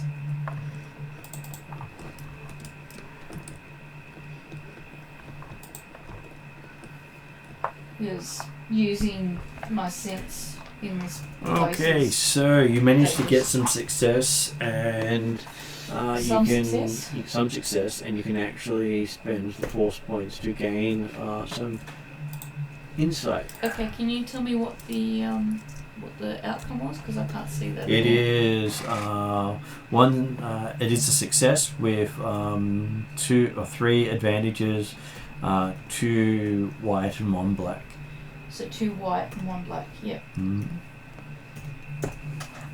Okay, dokie. Okay, so as you hold it, the talisman feels like a living thing. It exudes calm and serenity, but you also sense sadness, loss, guilt, and mourning. You intuit a wish to do better, to be better, and you feel that the talisman will help you achieve this goal. Sounds like we were kin.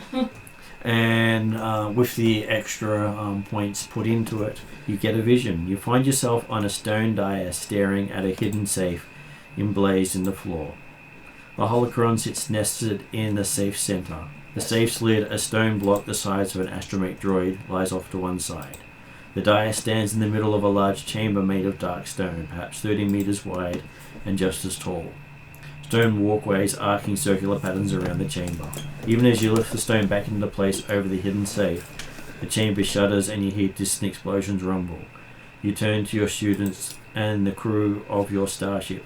One wearing an officer's uniform looks up from his comlink. Master Isla, the Mandalorians have breached the hull. You nod firmly. Go, I will hold them here. You can still escape in the sanctuary shuttle. Your students protest, but you accept no argument. In a moment they've fled, leaving you alone. You kneel down on the dais, your lightsaber igniting on the stone before you. Soon the sound of combat fills the halls, and a pack of armoured warriors burst into the chamber. You look at them calmly. They do not seek a fight. The warriors howl and leap at you, weapons drawn. You wait calmly until they are moments away. Then your lightsaber flies into your hand, and you spring forward to fight your last battle. And you hear some words. Do not follow my example. Talons cannot retreat from the world. They must struggle, succeed, and fail with the rest of the galaxy. So do not follow my example. Talons Cannot retreat from the world. cannot retreat from the world. They must struggle, succeed, and fail with the rest of the galaxy.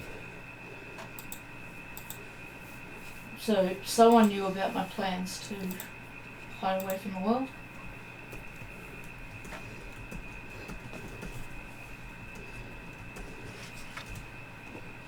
God, that's a lot to write.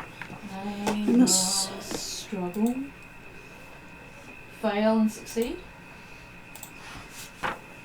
with the rest of the world. They must struggle, succeed, and fail with the rest of the galaxy. Succeed and fail. That's a very pessimistic view. Basically, it says be part of the world, not be apart from it. I think I've already been doing that. Something to pass on to Diana though.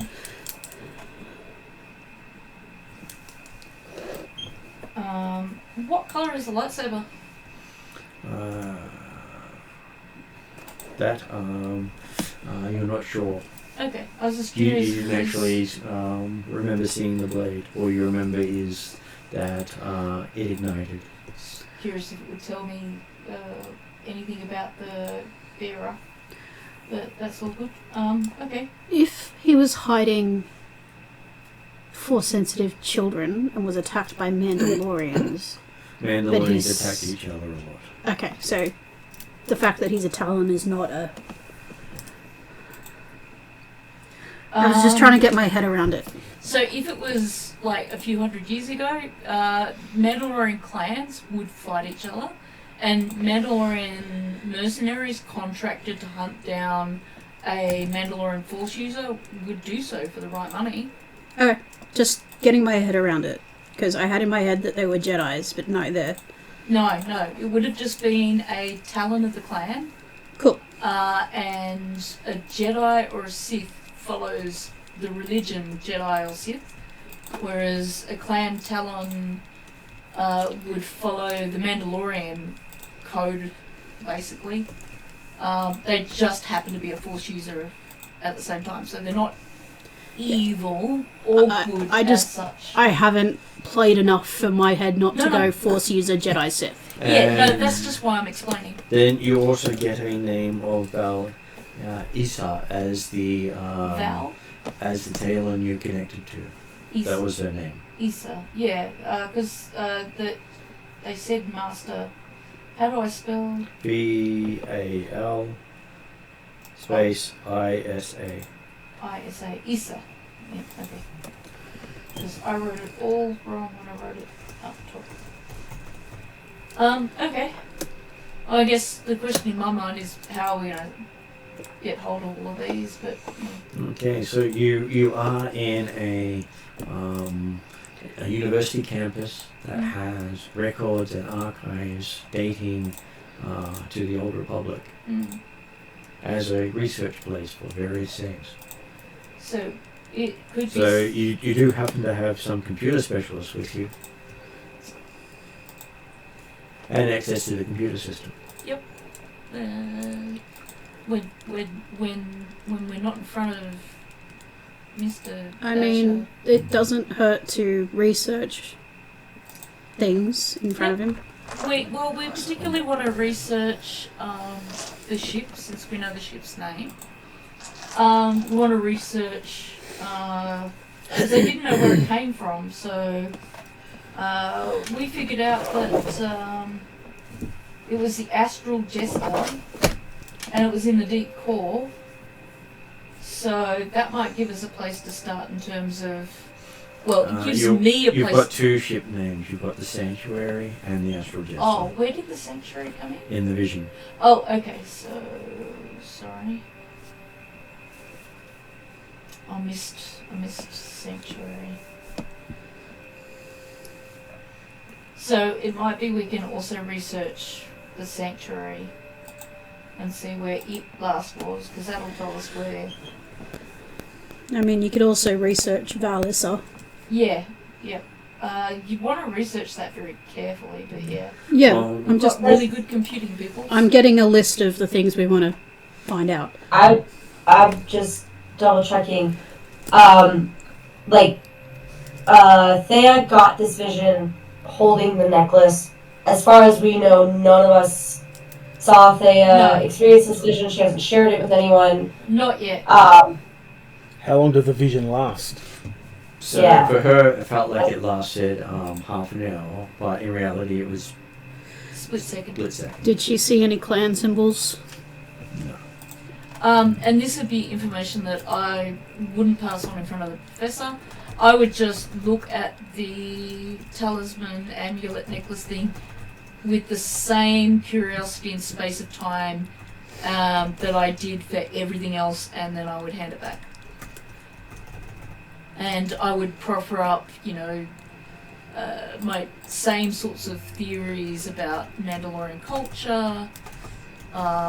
Could we research basilisk droids? You can. There are many things you can research here. I would ask the good professor if we were able to do some research here, we might be able to assist him in. Well, he brings up a terminal nearby and says, multiple terminals, so each of you can look into stuff if you wish to. And he creates a private stack for it to stay off the network. The information, Professor, that we do have on this, would you like us to pass it on to you privately to begin with? He's happy for you to pass on what you learn. Just be aware that with what he's found, it may be considered heretical to the Empire, and best not to speak aloud or send in messages. Yep. If we wanted to discuss things without speaking aloud, would we... Well, he said, outside of this room at least. He's managed to keep this room rather off the security grid because of all the accidents he's had of late. Normally what I would do in like D&D is write down a message for other people to read. What I normally do here is I write a message on my tablet and then I just delete it without saving. If I wanted to pass on information to our computer people who are looking on the so each of you can start searches. terminals. Okay. So I will go around the table and see what people would like to start with. Yep. So I'll start with Ariadne, considering you did get the visions. Is there something you'd like to search for? I particularly would like to search for, as Kesley suggested, I think it was Kesley,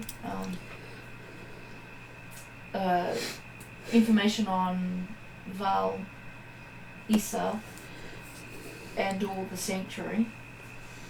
Okay, so I'll start off with you doing the Val Issa. You get a highly redacted record around Val Issa depicting her as a mad, reclusive painter.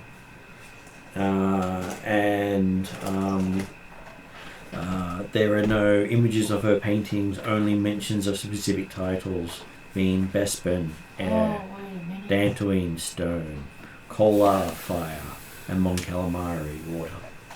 I might get those names off you after game, so you don't have to spell everything out. Okay. But can I ask a wild question? Mm-hmm. This wouldn't happen to be any of the paintings that we maybe have seen in Mr. Thrawn's collection that time he was showing us a bunch of Mandalorian paintings and artwork that he had. Potential. Okay. Next up, Peter, would you like to research anything from what you found? No, I'm just keeping my eye on someone. Okay, so we'll do Mike. What about you researching the stuff that you need to... I don't need to do anything. Well, the direction was to try and get the Basilisk droid core part. There are Mandalorians around for that. But know a whole lot more about computers. Okay, alright. So, Mike, what would you like to Well, I'm interested dig in into? what you're The ship. The ship. I'm just... So the Astral Jester. I'm doing my best to actually so Sure. that you can't look Because that's over the my one shoulder. that she hasn't told you about the other one yet. Exactly. Yeah, I was going to say, I don't think she's told us Okay, about. so you're able to, because of your skill, you don't really have to roll for That's that. to the okay. point where I'm not hiding it. Right. If I did, I was going to sorry. use eye for detail. So you Sure. get 100 years ago, the captain of the Astral Jester filed dozens of well-documented erroneous flight plans, hoping to establish a claim for a deep core hyperspace lane. Flight plans detailed lines from Coruscant to Theodel, Kolar, Com, a deep core planet with a genetically modified biosphere. What was the name of that deep core planet? Com. Com. And Mahapin, a minor core system trailing Dahathum. And basically, he was someone who was trying to become a mapper of the deep core and make a name for himself for owning a hyperspace route. Dangerous. Okay. What was his name? Just the captain of the Astral Jester. Okay. So, well-documented falsified records? Well-documented flight plans. Flight plans. And before... So basically, every sort of flight you can think of. So not fake, just lots of flight plans. Well-documented flight plans to claim deep core and hyperspace. Before we go too much further, because Yeah, that makes sense. you were moving through, Peter said that he was doing his best to watch me and what I was doing, and I responded with, I will do my best to kind of shield specifics like names and things. Like, I'll just happen to stick my thumb over the name of who I'm searching for, and you know, I'll just have to put my big armor there. Up and it's But got all what this I might names and stuff, actually and I go, also "Ooh, do okay." is And all this redacted part in it. I'll gesture to Kayana to come over with me, and kind of shoulder to shoulder, so that I'm presuming Garm can't even see over the top of our armor necessarily, as we huddle over the screen. I would assist with shielding a bit, not necessarily just kind of noticing that, and knowing that Garm is a little bit suspicious of that, so just doing it to nicely keep him distracted, even though I know his goal. Well, what I was going to do gently redirecting his attention elsewhere. On the data pad that I do have, I'll type you a little message that he can't see that says, Why can't I see it? Well, she's doing the... Hiding it from you, that's why. Yeah, Garm, anti... Space resist? Force user, best keep this confidential, had vision, and then I'll do the search on Val Issa and kind of gesture towards that's related to the vision. And I'll also put the Sanctuary's name. And then I'll move over to Min after I finish doing that search and conversation. So while you're doing that search, other people are doing so stuff. they're doing it at the same time? I was Okay. trying to get to them. That's fine. I was also going to ask, what was the name of the second small planet? From which bit? From the Astral Jester. From So the there was Astral Com, Jester. the deep core planet, and there was a smaller planet. Mahatin. Unless, Peter, you want to do a roll. No. About probably, I'll be messing around with the two of, well, with you for probably a minute or two, and then when your Buddy? or your anyway, comes across, and it becomes quite clear that I'm not going to be able to do it, I just go, okay, and I just sit down and wait. Yeah. Okay, so... I don't want to be hostile, but... No, that's all right. My character just sits down. Just, while everyone's doing their stuff, what is Min going? Is Min going to look for something? I was player-wise, I'm going, okay, deep core or basilisk droid, but Min would probably be more interested in the basilisk droid and see if they have any new information. That is a fair thing to look into. Mm-hmm. And they do have information on the basilisk droid in the archive. So the archive and the Empire officially believe the basilisk war droids to be a myth. Research missions to the basilisk system have revealed only a primitive reptilian species. Fabled sighting of war droids occurred on worlds including Basilisk, an environmentally damaged core world, Giffathane, a primitive forest world near Mandalore, Kola, and Mandalore, the Outer Rim world where Mandalorian clans originated.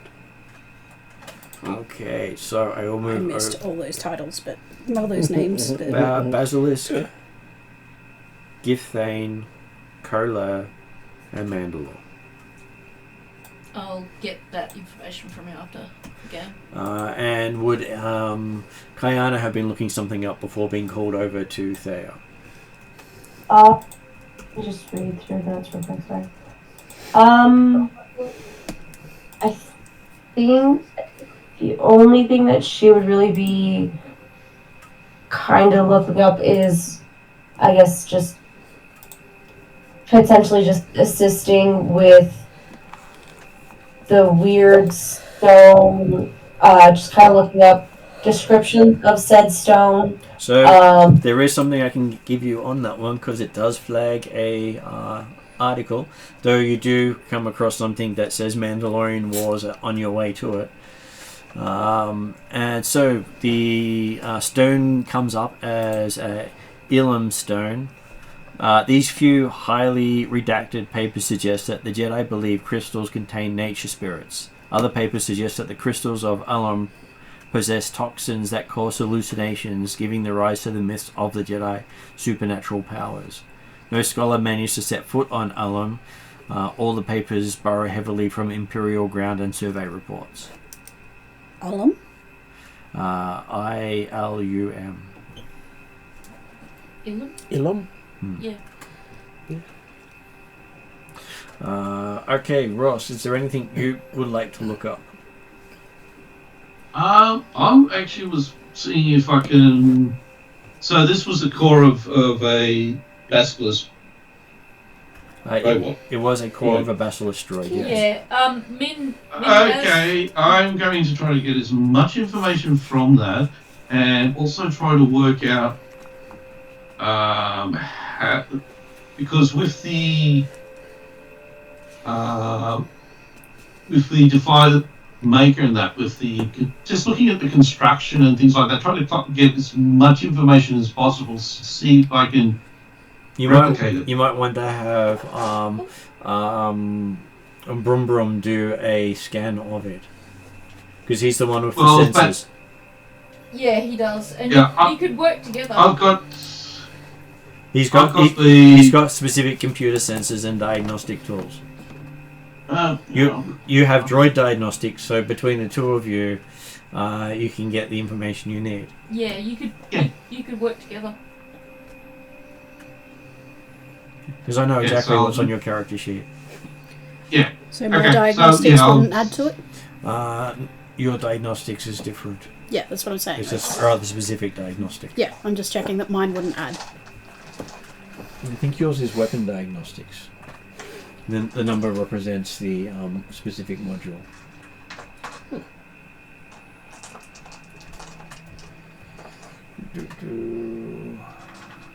Oh, 1. So armor. Yeah, armor diagnostics. Diagnostics. Well, is it the R1 that tells you? Well, the hand scanner is a medical diagnostics. No, I've got a chip. Yeah. The chip diagnostics? Yep. With a 6 in brackets? Okay. Means it is medical diagnostics. That's what the 6 is. Yes. Sweet. I am learning. I didn't know what the 6 meant. There's a lot of shit to learn. There is also a lot of stuff on there that is easy for me to reference and tell people. Yeah. Okay, so does Brum Brum help Khalid? Sure. Okay, so between the two of you and your scanners, you can pretty much scan everything that's on there. So I'm going to ask if they are going to do some other research while they're doing that. So he does want to do some other research. What would you like to research? The sanctuary. Okay. You bring up records on the Sanctuary. The archives has hundreds of documents on the fleet sizes of the Republic. It does have a flight record from the Sanctuary, a support ship which lists the following worlds and systems. Fadiel, an industrial world in the core. Rendil, an industrial world in the core known for its star drives. Kolo, a red supergiant system. Duro, and Exodine, an imperial planet in the colonies.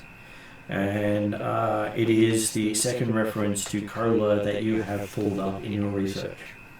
Can you spell Koler? Koler. Yep. Well, And do I get any specific information about that at this point? no, that would be a different search. Okay, cool. Okay, so It's an aid ship? what was it? What type of ship was it? A support ship. Is Min going to look into any more details while they're doing stuff? Like, I could look up core worlds. That I don't think I'm going to get anything more from... I can't go deeper on Basilisk. Because they think it's just a myth. Mm-hmm. So nobody at this point has looked at the core, deep core. So I will suggest that the two things of value to you at this stage are references to the Mandalorian Wars and references to the trooper who did the report. I'm more interested in the Mandalorian Wars. Okay, so bringing it up, you get research papers on the Mandalorian Wars and the planet of Mandalore. A good number of papers document the losses of the Republic took on Chur, a minor farming world near Quella, Commodore, a wealthy planet of the colonies, Juro, and Kolo. And for you, that is the second reference to Kolo that you've brought up in relation to Mandalorians and Basilisk droids. What did it say for Cola? Like, what type of planet is it? It doesn't. Doesn't. Not in that reference. Alright. And do I care about any other? Note-taking wise, do I need to take down any of the other names? They're useful information, but that's about I'll it. grab all of these names afterwards, and if you like, I can share that with you. Okay, so Kesley, that leaves you with if you're interested in looking up the Imperial involved. Yeah, it definitely would be, because it was interesting that, you know, the audio of it was like, here's the stuff, bang, bang, bang, ignore everything, all good. So I would like to look up who was this that found all this information. Okay, so you get a archives of older declassified mission reports. You can discover that TK-575's tour of duty, which included a winding path in the deep core, and a few places around it. So he was hunting for criminals, smugglers, and contraband. So it does give you some information you can pull from later. And at this stage, I'm assuming the two people who pulled up Kolar would like to look up that. Yes. Yep. Okay, so you don't find mention of Kolar beside its pseudo-legendary status as a system of lost ships. But due to the instability of hyperspace lanes in the deep core, every system in that section of space has that reputation. As a red supergiant star system, it likely has no inhabitable planets.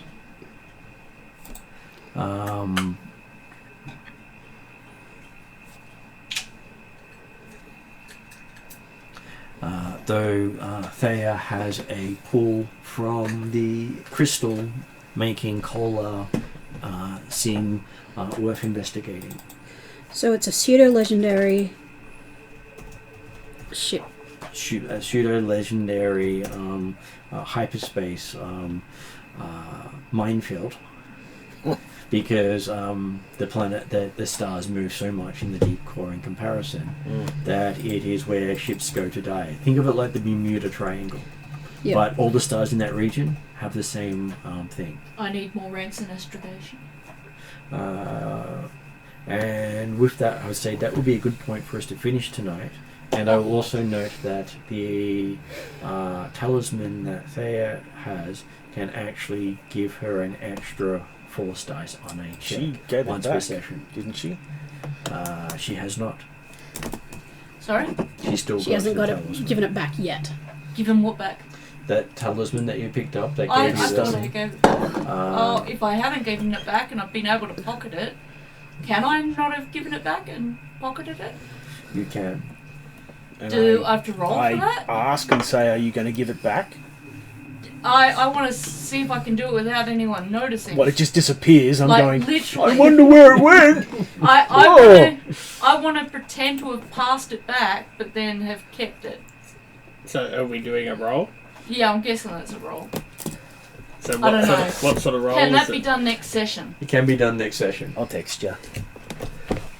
So the next thing that I wanted to mention before we finish recording Yeah. is that my character's intention is to reveal all of this to Garm, but not somewhere where when he loses his shit, it's going to be noticeable to everyone.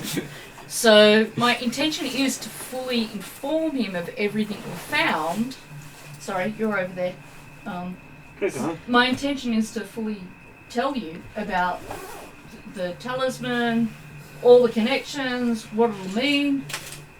Presuming you stay long enough to listen to any of that. Just you try might not to let leave. the keg in the middle of a archives. I don't want to do it right here in the middle of ISB Central. I want to do it when we can be assured of privacy for you to lose your shit freely.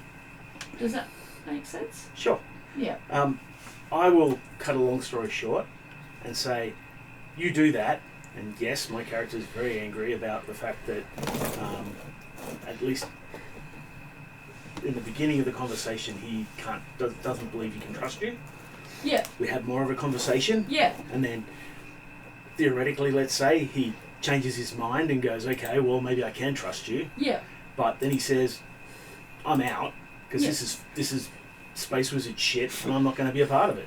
Well, I need to tell you where I can be guaranteed that it's private. This shit will get you killed. That's fine. But what I'm saying is, you and the rest of the group are going off to do Space Wizard shit, and I don't want a part of it. Your little... It's not Space Wizard. I want your little talisman. The droids are not Space Wizards. Go to this place. Do these things.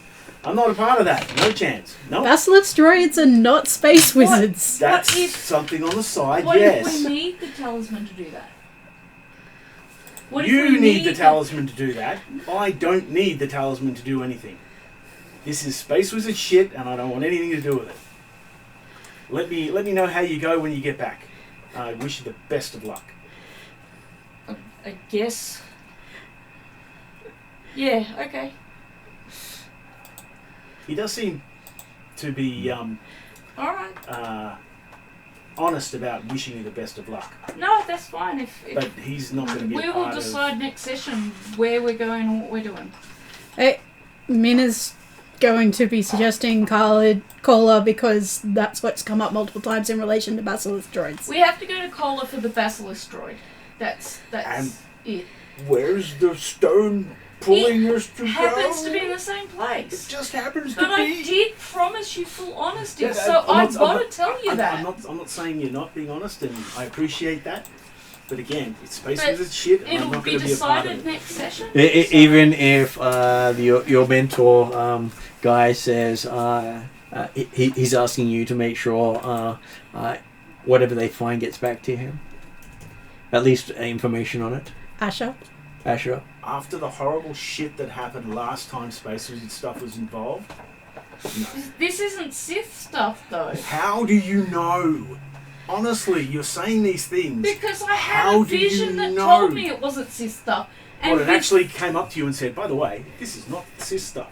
It was Talon. it's Talon, which means it's Mandalorian, which means it's not Sith, because the Mandalorians fought with the Sith for a very long time and lost a lot of lives fighting them off. We're not Sith people. I appreciate what you're saying, alright?